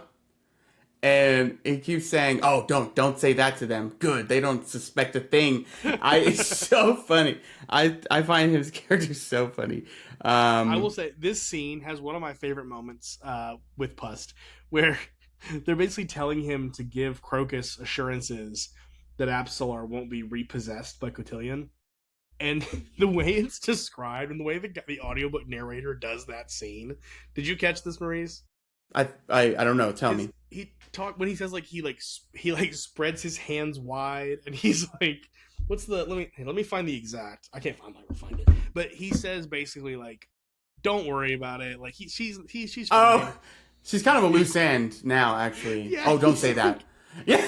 He's like, They might have to kill her, friend. actually, because like she's kind of a loose end, because now she So possesses funny. the power of a Like, god. it's so- Oh, I shouldn't tell them that. Okay, yeah, they don't suspect a thing. Yeah, that whole bit is so fucking funny, dude. Yes. Yeah, he Also, I says, know this is probably not canonical in any way, but I picture Iskarel Puss being like 3.5 feet tall. Oh, yeah. Like, I see him as he's tiny. a little person. I love it. very teensy. Yeah, no, I buy into that. Also, oh, what is he? He said, actually, she's kind of a loose end, but I probably shouldn't say that out loud. And and then we finally figure out that Fiddler is looking for Tremorlore, which is colloquially known as the Deadhouse. They said it. They said the name. So that's do they say the name of every book in the book? I don't know. You had to do that if you wrote a book. That's the Do you have rule. to do that? Yeah. I don't ever say Right? Shadow's Gate in my book. Well, I mean, I wrote it in mine. What's yours? No, in Cello's Gate, I wrote Cello's Gate. I just had a dialogue. I like to add. So if Whoa. my friend wrote a book, I feel like I have the freedom to add my own like into it if I want to. If I own a copy, that We just weren't seems friends fair. when you read my book, I don't think. We were just loosely connected. I was your friend in my heart. Manifest. I love it. I love it. Yeah, it's like Will manifesting that he's going to be Steven Erickson soon. Yeah, dude. I believe Might be in with those fucking sword explanations. Yeah, right. I'll just never explain it. Yeah. I'll explain it in 9 books from now. Yeah. We have reasonable discussions about Will's writing often also. And Super reasonable. he Very hates reasonable. Will said that if there's one thing he hates more than anything else in the world, it is one, the idea that I'm going to lie about him having a 7th child, and 2, he hates world building. And both of those things. World building. Look, I don't hate world Does he- building. he writes. Look, Will he doesn't like the work that you have to put in. Oh my god! Shut the For fuck world- up, dude. That's He doesn't like that I had to write an 80-page book Bible about world building. He No, doesn't listen- want to deal with that. listen. I think that sometimes you can do that. You can do that absolutely, or you can write the story and let the world fill in around it. These two let beta readers read their first draft. I let one person read my first draft. Mine is like It's not beta readers. I have one trusted person that works with me chapter to chapter. Okay, so I don't know Noah. I know that Noah's process is insane, but I don't know what it is. I haven't gotten the breakdown yet. he has like 700 people that read a chapter, like different chapters, and then he just puts it all together. Whoa. Listen. We don't need to get into my exact process, but what I do is I have one person with me from the start, from chapter 1, who's reading as I do chapters. Okay, this is Maya. I trust her. She does that with me. Okay. Once we get through that, basically at that point, by the time my first draft is done, I've had one person reading it with me. Then we're bringing in a couple people I trust. Then as we get further, we bring in more and more because I have an endless supply of beta readers. So I can just pick and choose. Look, I don't got that. You say saga these money things like you. yourself. Hey, I don't have that saga money. Anyway, so also we learn what the chain of dogs means. I'm changing the subject. We learn what the chain of dogs means because we've been hearing that term thrown around a little bit, and it's kind of like it's used to describe Coltane leading these fucking refugees through the desert while they are like constantly nipping at his hand. So it's like Chain of it's dogs, like dude. yeah, dude, you're trying to pull them and they're running in the other direction. Like that's what's They could happening. have called it Chain of Toddlers. The experience is the same. Mm-hmm. Chain You're of not supposed Noah's. Chain of Noah's. Yeah. Oh, and then Iskarol Pus starts fucking a spotlight goes on him. He starts monologuing. It's a slow zoom into his face. If you know film terms, it's a slow zoom, and then he fades into shadows, and then they all kind of like come out of it, and they're like, "What the fuck was that?" And Mappo's like, "We got to get out of here. That guy, that's way too much power." And then Fiddler's like, "He was just talking. What, do words have power?" And Ikariam says, "Enough to bring a god to its knees." And so that's Iskarol Pus just like lulled them all into like a stupor. And these are not just like anybody. These are like some Right. people like, I mean, Ikariam and Mappo are like Wandering ancient gods, dude. beings. Like these Yeah. are high level. I mean, Ikariam, I'm not sure, I don't know power scaling if he's like on the level of like Rake. I don't know if that's where he would fall. I don't know. But it certainly seems like he's I would definitely, based on what we've heard and the way we've seen very powerful divers in Soul Taken respond to him, put him on ascendant level. Yeah. Oh yeah, that seems fair. But he's also lost his memory, so he doesn't know. I don't know. I don't even know. It's not clear if he knows the full extent of his power. So, because when he fights, Mappo does. but when he Mappo fights, he loses memory. I mean, he doesn't remember it. The only time he's really fought, he lost that memory. So we don't. Yeah. He's got some. That's an interesting thing you picked up, because I don't know that has been expressly stated that is the fracture point for his memories, but it's a good pickup. Well, because that happened, and then as that scene it's like back on chapter 2, Ikariam turns to Mappo and he's like, "Hey, I'm missing an arrow, and you have a bite mark. Was that a fight?" Yeah. Yeah. And he hasn't lost his memory since then. Right. He hasn't had a moment where he lost his memory. So that's a good job, threat, Will. But also, that's a writer right there. That's why we call him. That's what we call him, Quick Will. It's not just for show. I mean, kinda. We know how you world build. A little bit. Yeah, but you won't know when you fucking read it. You won't be able to tell. You won't know. That's the magic. I mean, I knew the I know how the sausage is made at this point. So but other people, not people listening to this podcast because they know all my secrets now, but people who just read the book won't know that. You know what? One of my beta readers posted a thing the other day and was like, "The world building is so good," and I'm like, "You got who was the beta reader? Huh? Tell me who it was. I'll text you. I'll tell you if I believe what they say. Is author of Cello's Gate, is that white? Is it a white background? It doesn't show over here. It doesn't show. No.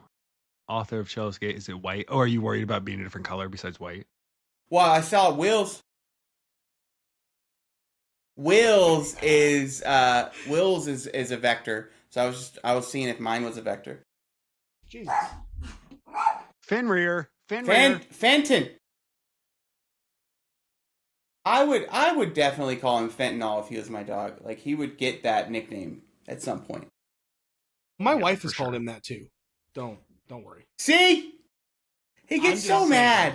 I think the anger from Will is performative sometimes. Just so y'all know, the hurt that he expresses is performative. You think I would do that? He lays it on thick. He does. He's looking for you. I would Quick exaggerate. Will, baby. You think I would exaggerate or make things sound worse than they are? He's just as manipulative as Noah. It's insane. First off, we all know who the most manipulative person is here. It's Maurice. And he's the one who calls everybody else manipulative. It's Maurice. Mr. Nice Guy? Mr. Malazan? Nice guy.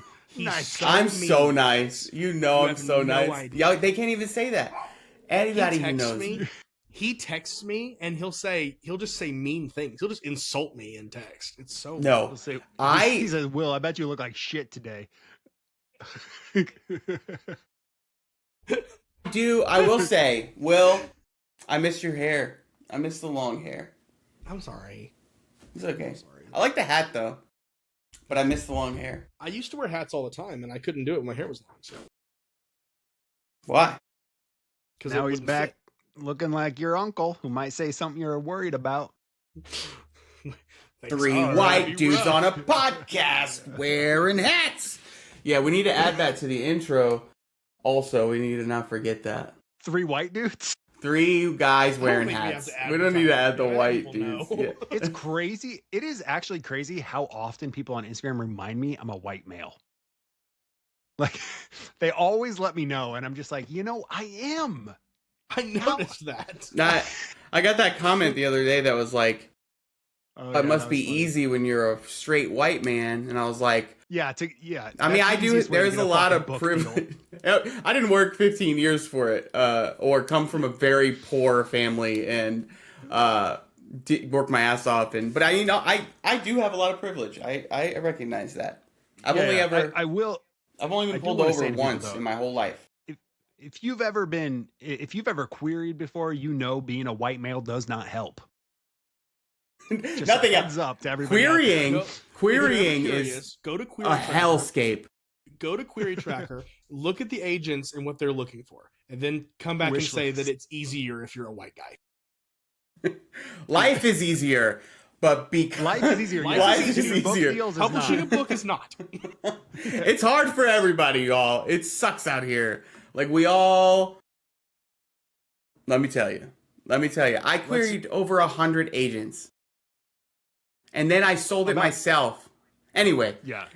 Anybody who wants to write a book, you have about a 2% chance to even talk to a publishing house. And 2% might be high. Yeah. I will say this, and I might catch flack for this. Oh, here we go. If you are us and you're querying, your percentage is going to be a little bit lower. Yes. Okay. You will catch flack for that.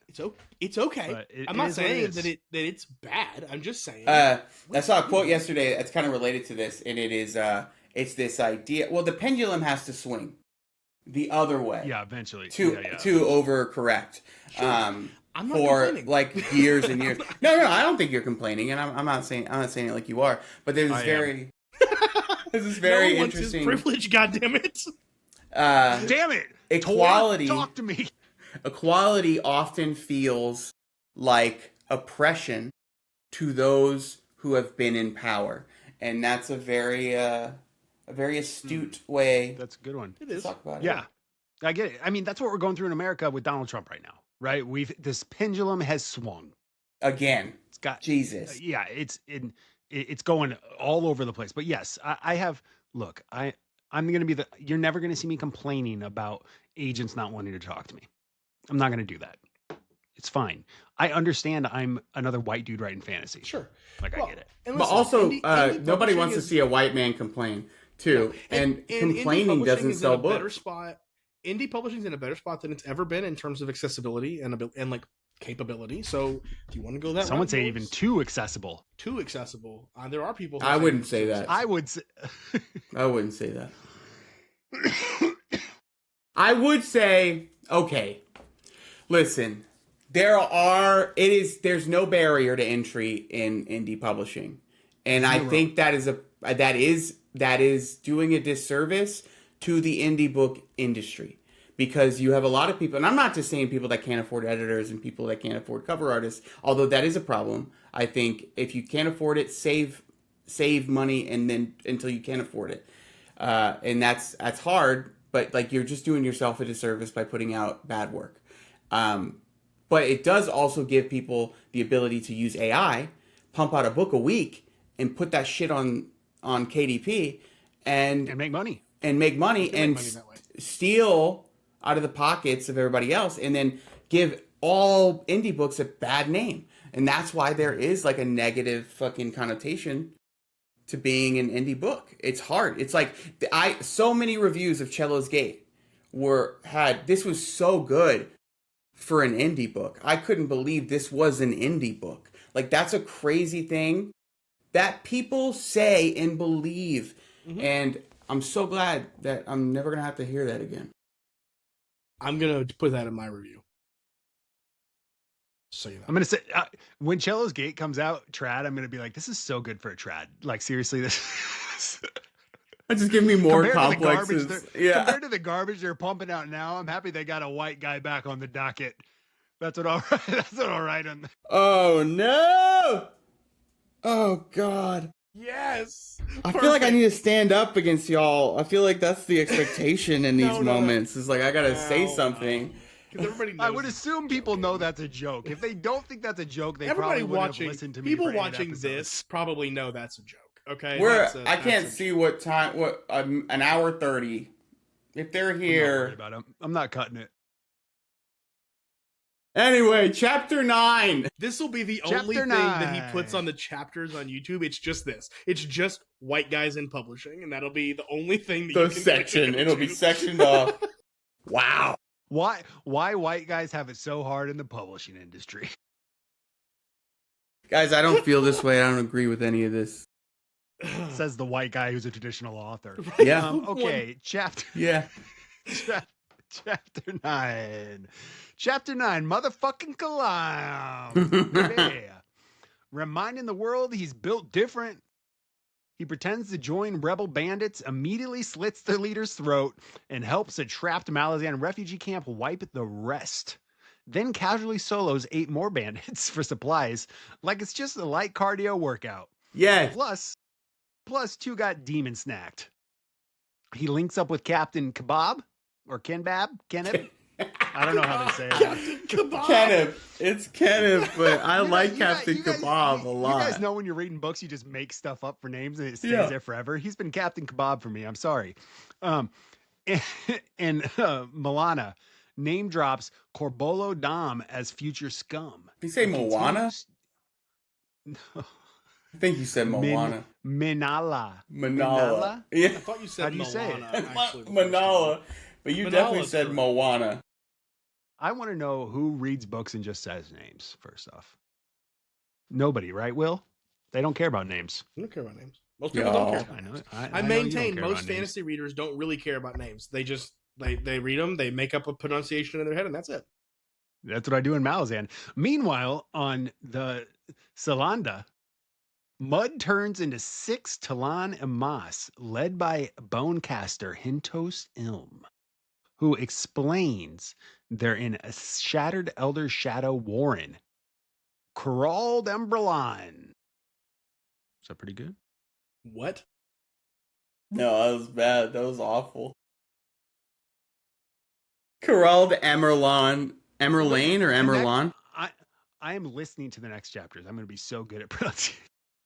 Well, people say that Ralph Lister got it wrong too, so you're not. Well, You'll be Nah. Where wrong was in I? a more Oh, yeah. acceptable way, I guess. I don't know. They delete the insane mage, reveal Hoboric is still Fenrir adjacent, whether he likes it or not, and announce the wound in reality needs a soul to seal it. Gessler volunteers and gets told he's not enough. I forget. Hoach.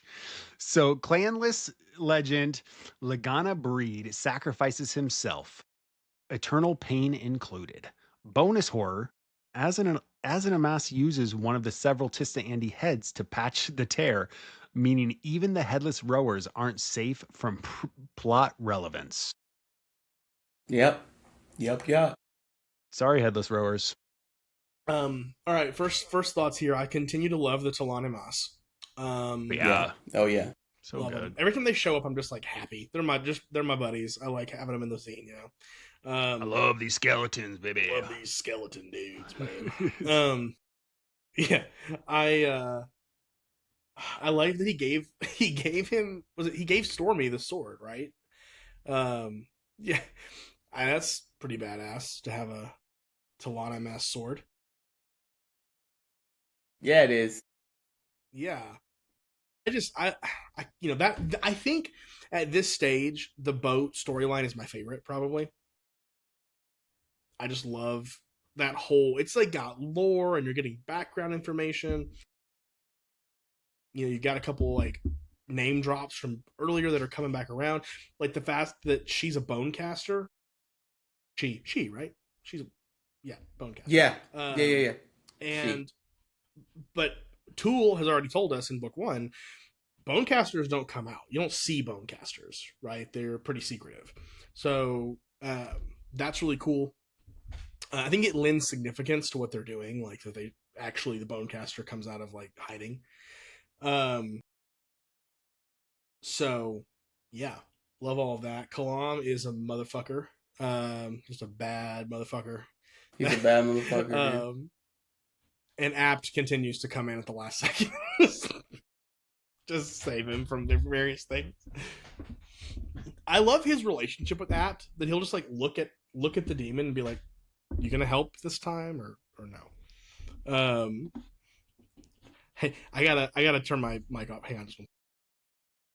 Timeout. Oh, we're timeouting for Will. Oh, I was just about to time out. I was going to say, hey, if you guys see me looking down a lot, this is not our normal recording day. Okay, we Right. Wednesdays aren't as unwork filled as me as Mondays are. So when I am looking down, I do have some work stuff going on. So I am listening, but this is life as a 35-year-old executive. Jesus Christ. Oh, I love it. I love it. Yeah, I'm over here. I got emails from my editor. I actually just got an email from Saga and your book's not on it yet. So it's not on a monthly offering yet. Eventually. But hey, me and Saga, look, we're gonna get something nice. We're gonna do some nice promo. We're gonna do some nice, Saga. beautiful stuff. Yeah. We're gonna do some cool stuff. We'll have some cool stuff. So everybody be on the lookout for Cello's Gate Saga, fall 2026. I November doubt Will 3rd. will be involved in it. He's a little small for that, but we'll probably get him a copy at least. Damn. Will, you at 1,000 followers yet, big dog?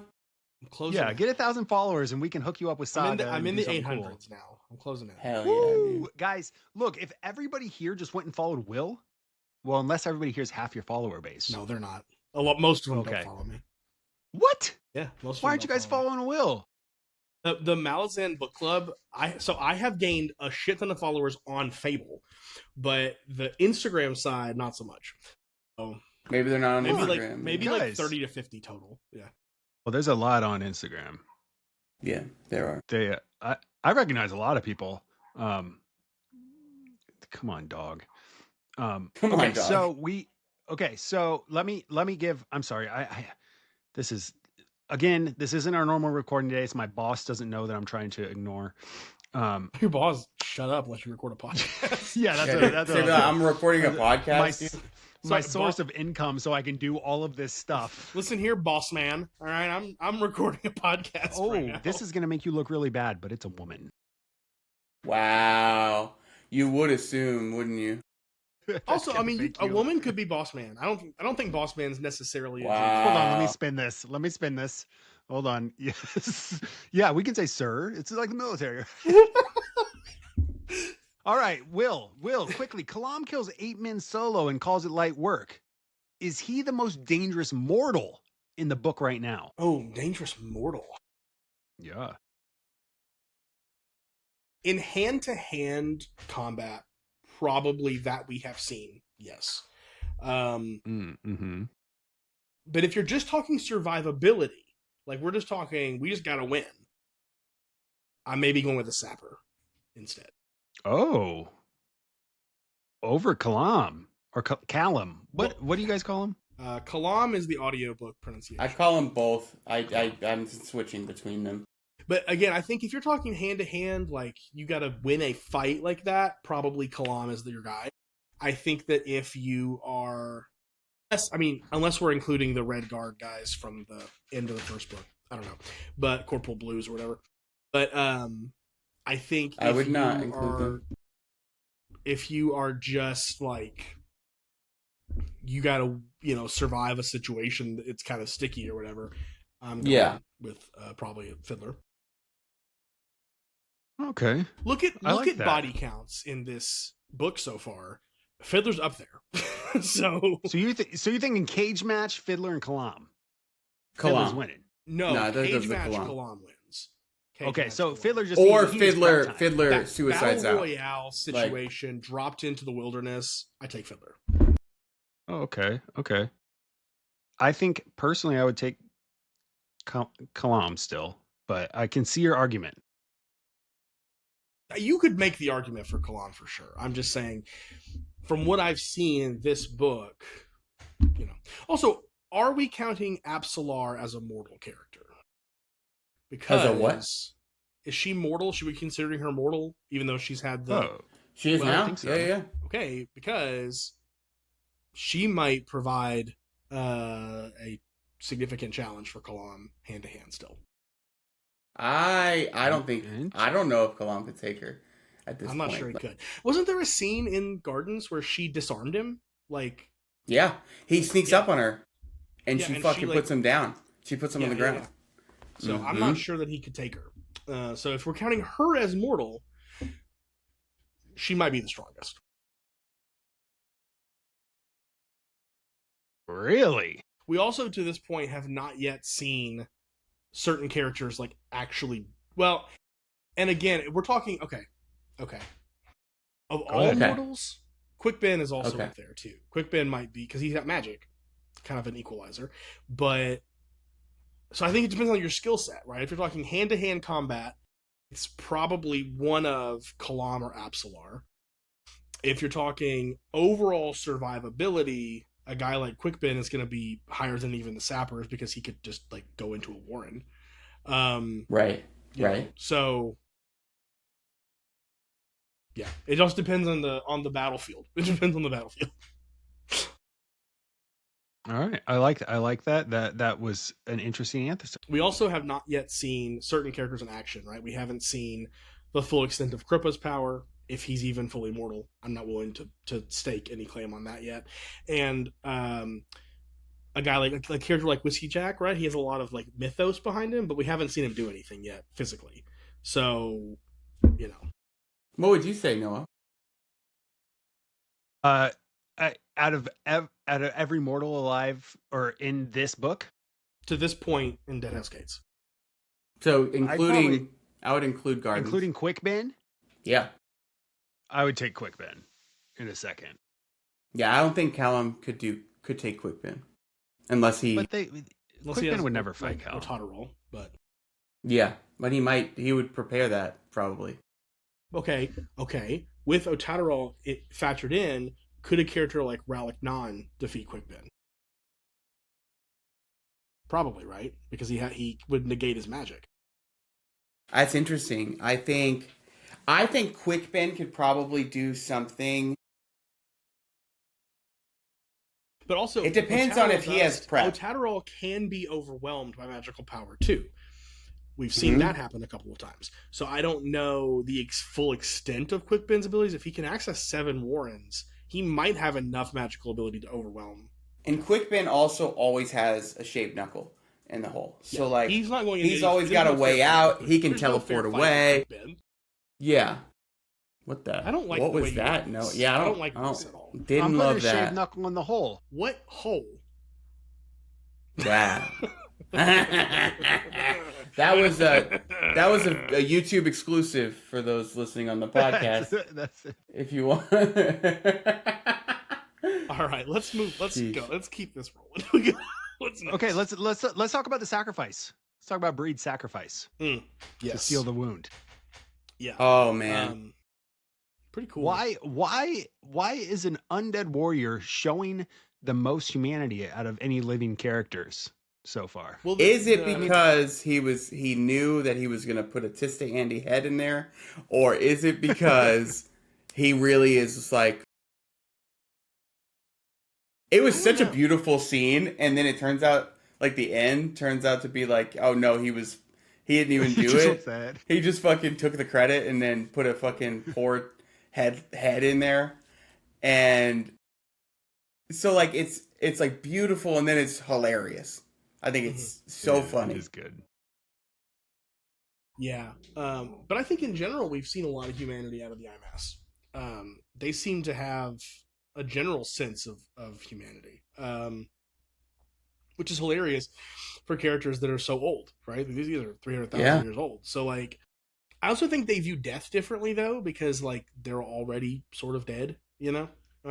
Yeah. And like that permanent Interesting. death is not going to scare you as much if you've been alive that long, like, you know?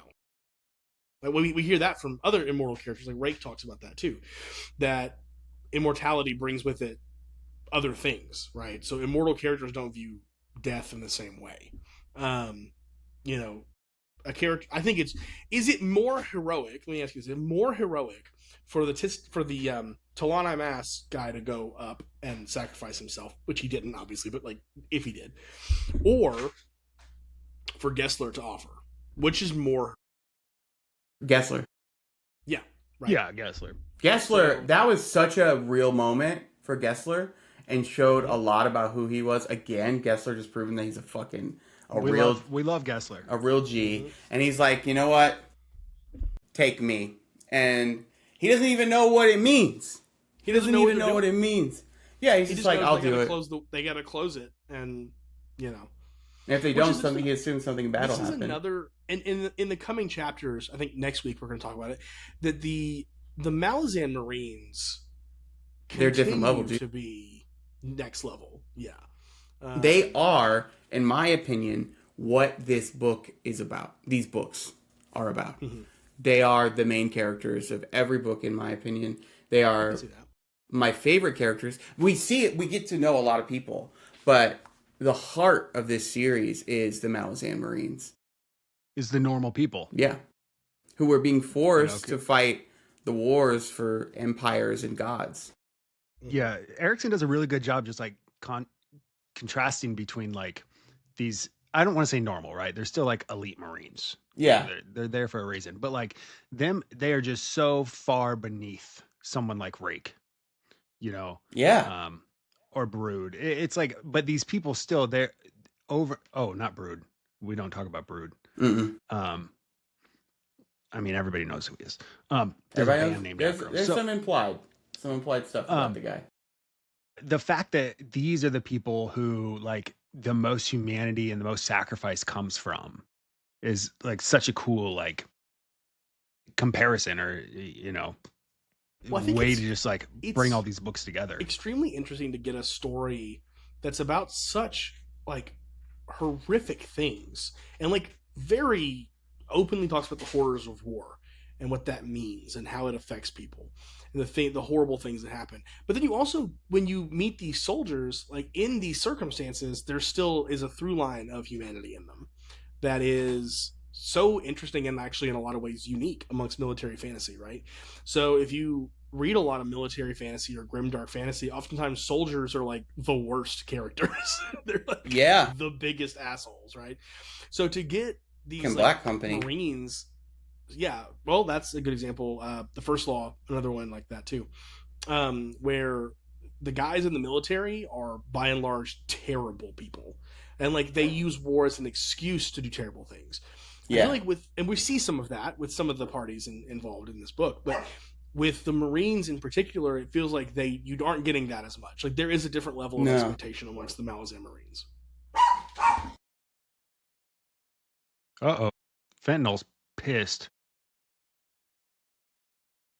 I ordered some food. It just got dropped off. Give me 2 seconds. Oh, yeah, he's pissed at that for sure. You're fine. That's all right. Well, you want to do your things you remember for this chapter? Yeah. Chapter 9? Okay, things to remember. Chapter 9. Callum motherfucking McCarr is a badass. And he just casually kills a bunch of people and saves a little family that we will maybe get to know. We'll see. Maybe. The Talanamas show up on the Salanda, and they're like, we gotta kill these guys. And they're like, no! Why? And so they stop them from doing that. And then they kill the Mad Mage, so they finally don't have to deal with that fucker anymore. And then by killing the Mad Mage, they open up a tear. Now, this was hotly contested. I think some people didn't realize that this had happened. But our boy, what's his name? Lagana Breed is like, I'll do it. Has a makes this noble gesture, and then gives Stormy his flint sword, which is holy shit. Stormy's got a fucking Talanamas unbreakable sword, similar to what like Tool used in Gardens of the Moon, and he puts a Tista Andy head in there. Why did he do that? I think that's an interesting question. I think it points to the sense of humor of Solana Moss. I think he was being funny. Almost They like are very funny. they are.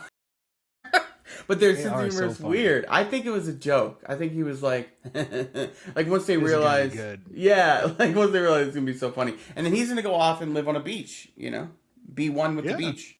He can do whatever he wants. Hey, I get it. He's I get living it. Tool's dream. He's just getting to go Yes. hang out. Yeah, if only he had a What companion.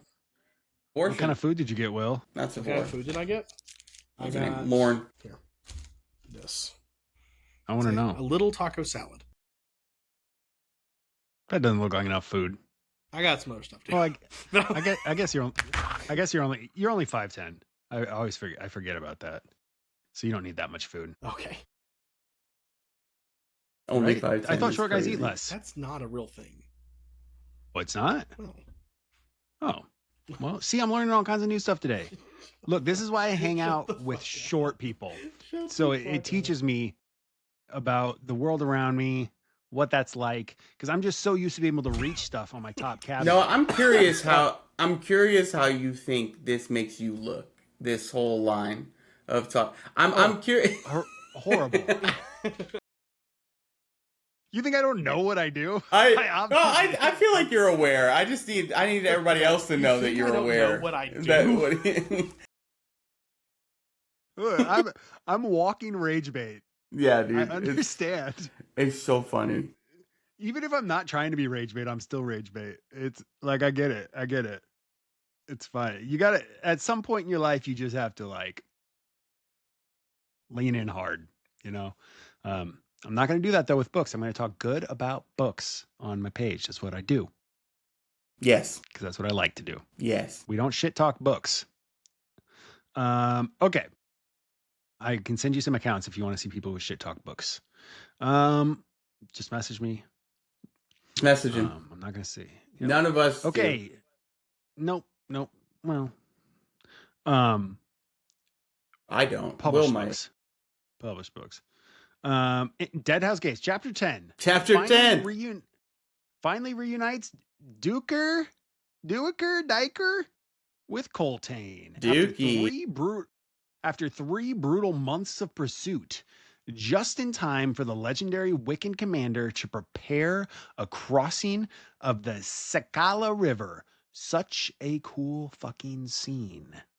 While entitled nobles demand special treatment and get thrown out, Sormo Anath explains that traditional warrens are clogged with soul-taken and divers. Bad news for High Mage Camist Relo. But not for the Wiccans, who wield elder magic as a bargain directly with the land spirits. As the crossing begins, Duiker is convinced they're doomed, especially when Nil and Nether's sorcery summons ancient Wiccan dead reenacting a massacre from their past. The Malazan appear trapped against the river until Coltane's brilliance is revealed. The heavy wagons securely formed a submerged causeway. While Raylo's forces attempt to pursue, the sapper Cuddle detonates it, stranding the enemy and securing the crossing. The victory is costly. I don't know how to say his name. Ubaird has fallen, and the army must now march all the way to Aran, beginning the true chain of dogs. That night, Sormo releases a Jaga-bound Semic god so the land spirits can devour it in payment for their aid, while the nobles continue to complain about losing servants to conscription, proving that even in an apocalypse, it never dies. Uberid Is that how you and say Semp. it? Uberid and Semp. Now, when's the narrator change? After 3, I think. So I can just start on 4 doing narrator, then I'll get the real narrator. Yeah, the narrator Is is that the guy from the Gentleman Bastards, right? Who comes in? Yeah, it's Michael Page. Oh, I love Michael Page. A lot of things I've seen that people complain about the Switch, but I like Michael Page, so it should be fine. Well, if I haven't done any of the other ones, then I should have no complaints. I mean, it'll take like half a book to get used to it. That's not the big of a deal. Yeah. Yeah, I don't know. It's a hell of a half a book to have to get fucking used to it. Y'all don't know. Woo! Okay, Will, do you have a second to stop stuffing your Chomping, face dude? there? What are you doing? I'm allowed You to can only exclusive. eat smoothies on the podcast. That's the rule. We established that day one, A1. First of all, you don't eat smoothies, you drink them. They're food. They're not food, they're drinks. They're beverages. This is They're like a protein sandwich hot drinks. dog situation. They're food. I basically live off protein drinks, so you probably could have guessed that. They're The fuck are you they're talking I mean about? they're kind of I've like seen you drink energy drinks and coffee. That's all I've ever seen you drink. yeah. Well, that's because I'm not going to eat on the podcast. Mm. 'Cause that's insane that you're What? giving us an ASMR treatment right now, big dog. That's I'm not trying wild. to. Especially- That's my mic. I don't know. I need your thoughts on chapter 10. Okay. It was good. It Yeah. was good. Yeah. It was good. It was great. It was wonderful. It was Better than Taco Bell? Or is Um, Taco Bell better? You You know, eating Taco Bell? I am eating Taco Bell. Right Gross, now, I'd say dude. Taco Bell's a little better for me. But... No, I will let the chapter. This chapter is fun because it sticks with one POV, right? So it's pretty rare occurrence with Malazan Mhm. for this, at least so far. Yeah. We get an entire POV of one character, a chapter of one character's POV, and we kind And of it's follow so them good. through an entire linear like thing that happens, right? The battle is epic and huge. Yeah. Erickson does a Erickson battle, does a dude. great Erickson job. knows how to do a battle. Great job of writing a multifaceted, like multi-front battle. In under 200 pages too. Yeah, insane. First of all, I don't know how long this chapter is, but I would wager it's probably about 25,000 words. Okay, it's probably close. No. Right. I'm gonna see. I'm gonna Google it. I'm gonna Google it. Sorry, this is deep lore that we're getting into here. Yeah. I mean, this is just part of our arguments. Yeah, but I love this chapter so much. This is one of the most memorable ones from this book for me, just because it's so visceral and feels like so like you're just there, like you feel that river crossing, you know. And I always thought, because this is my third time reading this part, but every time it's just so good. It's like one of those things that I could always read. Yeah, it's great. Hey, It is excellent. I think that also I like that it's like pretty straightforward chapter, like not very hard to follow what's happening. And then you get to the last scene with the ice god, the god encased in ice, and it goes so far off the rails so quickly. Which is perfect. That is so Malazan. You go from this like strategic military battle to a god, an ancient god that you've never met or heard of, encased in ice, and oh, by the way, we're gonna kill it and eat it and absorb its power. So, what do you think this is like? This whole battle, this tactical genius by Colton. Do you think this is like where his legend starts? I think this is an example of his legend, right? I think it's already started. Yeah. Yeah. It's been building. This is him doing we're seeing him do the thing that we've heard that he does. Mm-hmm. Okay. Do you want to know how long the mass market paperback is? Yeah. The U.S. mass market paperback is 46 pages. Okay. So you can safely assume it's closer to 60 or 65 in the hardcover's 30. But the trade, I'm sorry, the trade paperback would be the longer. So No, trade paperback is 30 pages. okay. Yeah, whatever. He's at about a quarter of the length of yours. It's not a quarter. I don't know exactly. It's The third. I bet it's under 10,000 words. I bet it's under 10,000 words. not under 10,000 words. No way. No, because I can tell you that a finished audiobook hour, what they count as that, is about 9,300 words, and it's like an hour and 40 minutes for the chapter. So Yeah, maybe when you're not working with professionals like Maurice.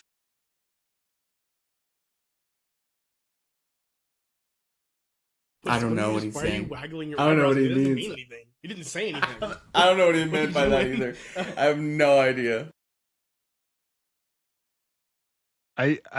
So sometimes I make my own And like these whole scenarios in my head. These and when I lies. think about them, like, yeah, that would be funny if that happened right sometimes I lie is what he's sometimes I just not outwardly, just to myself. and then you say it out loud to us as if we've been in your head. The only time I lie is when I read an indie book, and any indie book I read is 5 stars.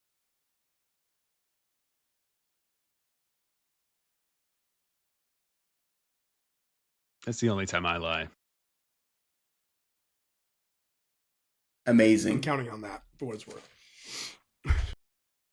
Oh. Okay. Hey, on Amazon, buddy. I got you. All right. So Sormo releases a trapped god so spirits can devour it. Is that pragmatic war magic? Or something terrible? It ain't great. How do we feel about the decision? I mean, even Sormo feels bad about it. Let's be clear. And he says as much. He's like, I'm not sure this is a good idea. This feels like not great. And he said that people were not sold. Like, this was not 100% unanimous decision to do this.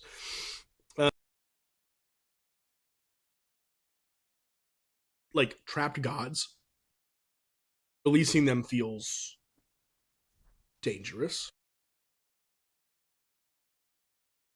And then on top of that, you're killing it and consuming it. You're passing its power on to these spirits. So, I don't know. I would have to say it's a little bit too risky for me. I wouldn't have done it if I were in their position. I would have. You would have. Dude, if there's an opportunity for me to release a god, yeah, I'm doing it. Like there's hardly any situation where I'm saying no, let's not do it. Okay. It seems like a good decision most of the time. Okay. Right? Maybe. I'd be curious what people think about releasing trapped gods. I think if you find a god that comment has, down below. If you find a god that has been trapped, nobody's still here. If you find a trapped god, you never let them out because they will. You think, oh, I'm going to earn their trust by letting them out. I would though. Well, they don't just let this guy out. They feed him to the spirits of the world, of the land. So they don't release him; they destroy him. Basically, that's what they're doing to the Semp god. And so, like, it's never a good idea to release something that's trapped because you don't know why it's trapped there. Usually unjustly. I mean, the Jagged did that. They just they imprisoned him. So the Jagged Tyrant, they released him. Yeah. that was a bad idea. Not a great call. Which I would have done. You definitely would have. So my new chair has leaning capabilities. My old chair did not lean. And so I am now a rocking nightmare in this podcast. I'll have y'all know. My chair leans, but only if I press a button. And it like closes ups and downs. You got an automatic is it a desk chair? It's a recliner. No, it's just a recliner. Oh, okay. I'm not at my desk. My desk is over there. I'm at my desk. I only play video games at my desk. So. We know. We see your kitchen. We see your kitchen behind you. That's why we know. We see your kitchen and your food. Yeah. Okay. There you go. So listen, I want to get this moving along because I know Will's got better things to do. He's got to finish his. Hey, what did you get? Did you get the cinnamon twists? No, I'm more of a savory over sweet guy. I love a little sweet treat. I like a sweet treat too, but Jesus Christ. Yeah. Well, let's talk before we end chapter 10. Okay, we've established chapter 10, one POV, very cool battle. Coltane's a badass, right? God was released, probably the right decision. Now these nobles. Let's talk about the nobles, Will. Fuck these Now, nobles, dog. I'm just saying. yeah, tell me. After seeing them, there's another thing in a later chapter, but after seeing them in action, I kind of understand the culling of the nobles. Just saying. Lysine has, I'm a little bit more like, okay, Lysine, you know what, maybe you're... I This get makes a little it. more sense. These guys suck. Yes, they suck, dude. Are you getting closer to being okay with making out with Lucine yet? I mean, she's blue, so I think the novelty, I get it. You'd have to do it. Whoa, would you not kiss a blue person? What the fuck? Why is that what you just... Whoa. Yeah, what? I don't know what you're saying. What I'm saying is the opposite of that. I'm saying I get it. She's blue, you know? Oh, so you would kiss her because she's blue. God, you are on a spin. You are spinning it today, boy. Wednesdays are a day for Will. All right. Wednesday. Will. I got lost in that Eating one. Taco Bell, spinning his words. Oh, the fucking nobles in this chapter are like, he took our servants. And that's how they talk in the audiobook. And Duiker's like, so? And they're like, he hasn't given them back. And it's like, they're fucking fighting. They're fighting. To keep He's you like, well, like... yeah. And they're like, well, you better give him back or we're going to tell the Empress. And it's like, I just want him to die. Duiker almost, like, I don't know how he didn't just fucking stab that dude in the throat right there. Yeah. Well, I like how he's like, oh, so your concern is their well-being. And the guy's like, who's going to help me put on my shoes? Yes! Who's going to dress me?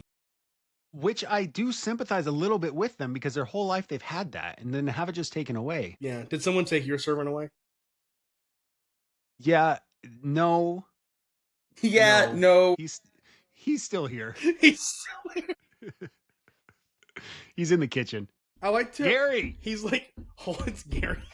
I like Gary. to imagine that he's... I like that you named the main character, one of the characters in your book after your manservant. You know what's funny is Gary's a real person. I've heard you talk about your friend Gary before, actually. That's not... Gary, it's Gary. He's real. Yeah. You know, that's actually very funny. It's very funny to me that you're What's talking funny? about manservants. Because... I'll tell you off here. Okay. You tell me off. I have no idea where this is going, y'all. You'll learn. I'm with y'all. Yeah. This is all this episode has made me realize is we need to record on Mondays no matter what. Yeah. Wednesdays, we're off. Well, this has Wednesday- been. I felt good about middle- today. I was like, we're gonna kick ass today, and this has been the most off the rails we've been since maybe ever. Yeah, I thought, starting in the intro when I was like telling Jordan this is going to be a good episode for him, I was very naive. What if we thought? I mean, have we even talked about the book? I feel like we barely talked about the book. Okay. Oh, barely. Things to remember about book chapter 10. Okay. Duiker finally gets back, and I love how he's like, he just starts walking, he just starts riding, and they're like, "Hey, don't go over there; they're gonna get you." he just makes a break. And then he just keeps going, and they're like, "Hey, old man, don't do that." And he's like, "I'm okay."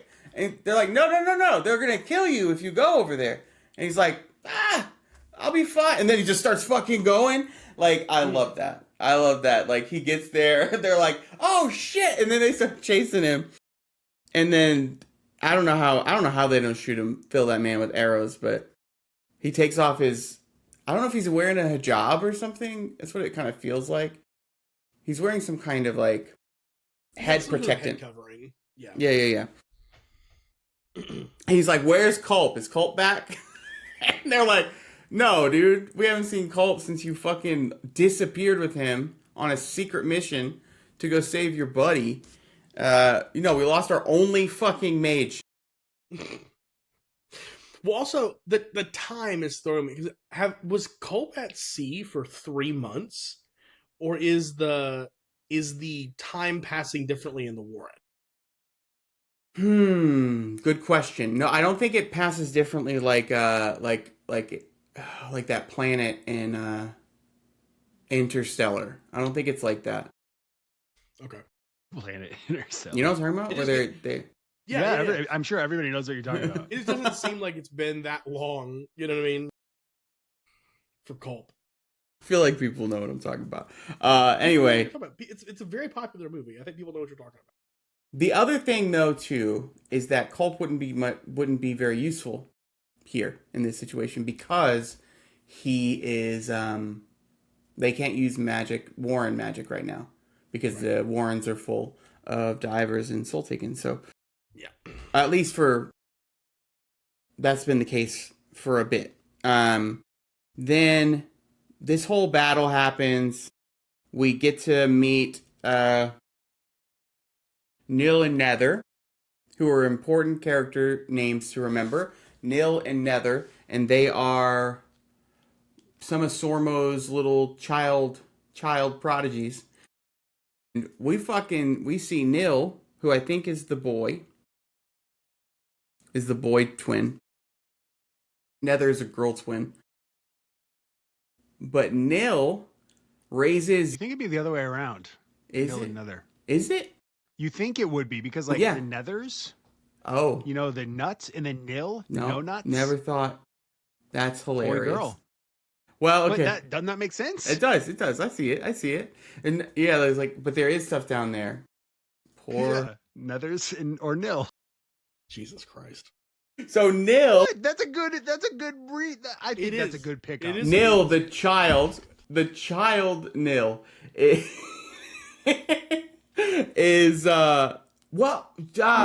he fucking raises this like undead army, and then we witness these undead people relive a fucking tragedy that has like locked them into the ground or whatever. And what a scene. Like the mothers killing their babies and shit. That was crazy. But we see the power of the Wiccan warlocks and how like it's kind of like druid magic over like the Warren magic. So it's kind of like almost a different magic system that's being introduced in this book. And they get across the river. I love the whole turn also. And this is just another showing of like how dope sappers are. We see the sappers.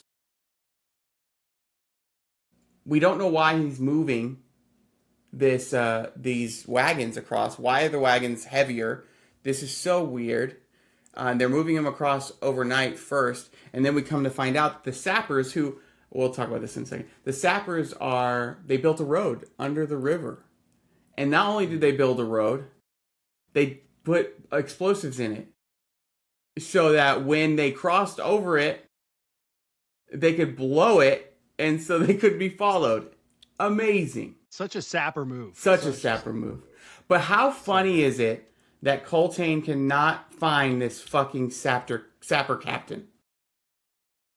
That they still haven't talked to this dude. They don't know what he looks like. They don't know who he is. He's just in the wind. And then they're like this becomes like it's such a funny where's this fucking sapper captain? And they're like, I don't know. He's probably left. And then they just keep saving them. They just keep coming in at the end and kicking ass. But I would remember the name Cuddle. Remember Cuddle. Like all right. cuttlefish. Yes. Or as I pronounce it, Kudle. Yes. Kutle. Kutle. Kudle. No. Kudle. What happened to your voice, Will? What? I said it's not very phonetic of you. Dude, you got Does he super sound different loud. to you? Yeah, dude. Yeah. I- You got way louder. I didn't move the. Now you're not. Is that better? It's because you got the Taco Bell in you. It's Gotcha. like you're Got your projecting amp. now. Drinking that Mountain Dew, that Baja Blast. Yeah. Ooh, I love Bob Blast. You would. You're such a white dude. Taco. It's like Yeah. Yes. Yeah. it's like you. Do you have a monster tattoo? Well, I don't like. I'm a Red Bull guy. Okay. But I mean, I wouldn't like turn down a Monster, but I'm not actively trying to get At Monster. least he's not a Rockstar guy. Rockstar is the ones you gotta work. No, Rockstar guys and Monster guys are both kind of weird. It's just a certain subset of guys. It's people who can't afford Red Bulls. I think And Monsters are I know more that sounds expensive. bad me to say. I think Monsters are more Than Red expensive. Bull, no, Aren't they? They're definitely not. No, I love Red Bull. I don't know what. I haven't had a Red Bull in a minute. When I was when my wife and I, expensive energy drink. My wife and I had a band. Had a band. We released an album, and I was living exclusively on Red Bull vodka. I was every day. Oh, dude, do you like the new yellow Red Bulls? I haven't had it. One's a tropical. I switched to coffee. So I'm a coffee person now. It looks like actually they're about the same price. Did you look at the size? I'm looking at the because what per ounce? A Red Bull. Okay, what about Red Bull 8 ounce? Red Bull is $2.50 to $3 for anywhere from 8 to 12 ounces. No way. Monster is $2.50 to $4 up to 16 ounces. Only 6. So Red Bull is an 8 ouncer. Monster is a 16 ouncer. Everybody knows Red Bull's half the size of a Monster. If you don't know that, I'm looking you're at not drinking Walmart. enough I'm looking at energy Walmart drinks. right now. A Monster Energy, original Monster Energy. It's only $1.49. That can't Google AI Dude, Monster's cheap as says fuck. Red Bull is significantly more expensive than Monster Energy. Okay. You got to do per ounce. That's where you get your pricing per ounce. Okay, well, This here, is remember this insane number that we're then. talking According to about Walmart, well, I'm on Walmart right now. 9.3 cents per fluid ounce on Monster. 9.3 cents an ounce. Yeah. On a Red Bull. These are just the basic, original, ones. Yep. Yeah, 1 can of Red Bull. You need to yeah, clip this 24 episode cents an so we can ounce. start getting comments. It's significant. So over 100% more expensive. Yeah, but also I think part of it is that the original Monsters are on sale right now. They're marked down $1.19. So let's. Well, you got to concede the point. I'm not arguing a point. I'm just trying to find out. I'm trying to educate myself. It feels like you're That's all it arguing is. a point. I'm not arguing. I'm just as someone who drives a lot for work and is in convenience stores all the time, I can tell you the Red Bull costs way more than the Monster. Okay, so if you switch it to a Monster like the white Monster, it's closer. It's 20.7 cents per fluid ounce. So, yeah. I just saw, Red Bull according to is- Google AI, Red Bull costs between 31 cents and 40 cents a fluid ounce, and Monster costs between 20 and 25 cents per fluid Google can ounce. say whatever it wants. I was literally looking at Walmart's website. I was looking at Google AI, which knows everything, Will. Yeah, That's true. AI is never wrong. That's true. I'm looking right at you. Look, Will. Okay. We need to wrap this shit Please up. end this episode. Oh my god. Watch this be our most popular episode. Watch this be our most popular episode. We're I going to told you clip the this so we first can start 15 getting the comments that are like, they got to stop selling podcast equipment. And it's like, guys, this is business equipment. Can we just acknowledge that the single most most white male thing we have ever done is argue about energy drink prices on a podcast? Yeah, I don't. First off, me and Maurice weren't even. We were in agreement. Right off the bat. Right on the bat. Argue is the wrong word. Disgust. Because Yeah. I would No, have to well, care you more were. to argue Well, about this, when okay? you started typing and then you came back and you said, I'm on Walmart.com, Noah, under his breath, said, I cannot believe we're talking about this. And I said, I just laughed, but you didn't even hear him because you were fucking reading. You were on Walmart.com. You were locked in, dude. You know, there was a convergence point in this episode when Will held up that little taco salad. That's when everything fell apart. Okay, I did start answering emails during that part, and I don't even remember seeing it. So I think you're right because I left for a minute. I was like, I was here, but I was like doing the nod along. If you go back and watch the YouTube video, you'll see me just like, yeah. Mm-hmm. Mm-hmm. Oh yes. Mm-hmm. Yes. Yeah. My bad, guys. My bad. So for next This is week, next Monday. next Monday, we're sorry, Jordan. We're so sorry. Jordan's There's come no way Jordan's here. Jordan's come There's around. no way. Jordan has Jordan, come if you're, around. I think Jordan's here. If you're here right now, I will buy a physical copy of your book if you comment. Wow. That's all I'm going to say. Okay. Boom. Should we close this out? Yeah, let's do it. All right, boys. Well, we apologize to everyone for this episode, although I think it was still probably good and worth the listen. Yes. And people will. Yeah, I've seen your guys' stats. You guys listen for a long time, which blows my mind. Thank you. You guys are at least listening to 45 minutes of each episode. That's nuts. It's because we That's do better kind of than- we get worse as we go. So like the beginning's usually pretty. they're like, oh, this is where they're getting off. As soon as they see that taco salad come up, they're gonna be like, I'm out. Well, as soon as they start I'm hearing out. Will's mouth noises is when they're gonna I get tried off. to mute, and you kept asking me questions. So look, all I'm saying is, if you waited to eat, it would have only been 30 more minutes till we were done. Okay. Oh I didn't god. know. I need it hot. It's not hot now. Like It's this in the guy, fucking bag. like this guy doesn't have a microwave to throw that in somewhere back there. Oh, is that? That's yep, it, right the behind him. That's the hanging microwave, dude. Brother, we need My to worst- get that- you. What happened to your basement? What weren't you in the We need basement? to get for you a back minute? down. Okay. I do like the lighting up here more. Temptations The lighting up for here it. is The way lighting better. was the big part of the lighting is better, and my kids use the basement, so it's always a mess. So Shit, I forgot to turn on my thing. You're what? But he probably bought something else. Yes. My God. But yeah, look at you, Look at me, dude. fucking glowing. Jesus. Oh, You look God. like. Is that James Islington? I can't see. Oh god. I turn on the lowest setting just to give me some more, some it's fine. even. Yeah. But you Yeah. can see it in my Okay. glasses. All right, next I week. think we can probably call this good. Yeah. Next week's going to be really good because it's going to be on a Monday. Mondays for me are great because I get off a work call right into this, so I'm really fucking beat. So I can't get off the rails that much. All right. Well, it was fun to be here, Jordan. I hope you heard that one part that I said. And yeah, I'm going to cut out where we were talking about Jordan earlier in this podcast. But besides that, hey, it's always great talking to you guys. Thank you, everyone, for listening.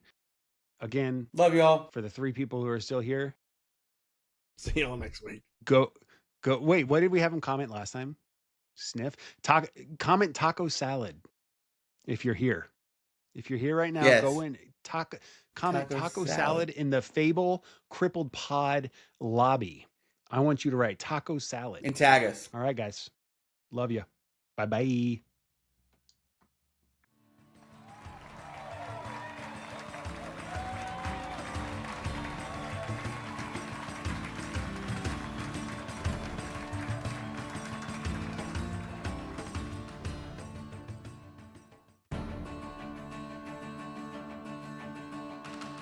Hey, I'm Will. I'm Maurice. And I'm Noah, and this is the Crippled Pod. You are listening to an unsponsored podcast. If you would like to sponsor this podcast, please reach out to us on our Instagram page.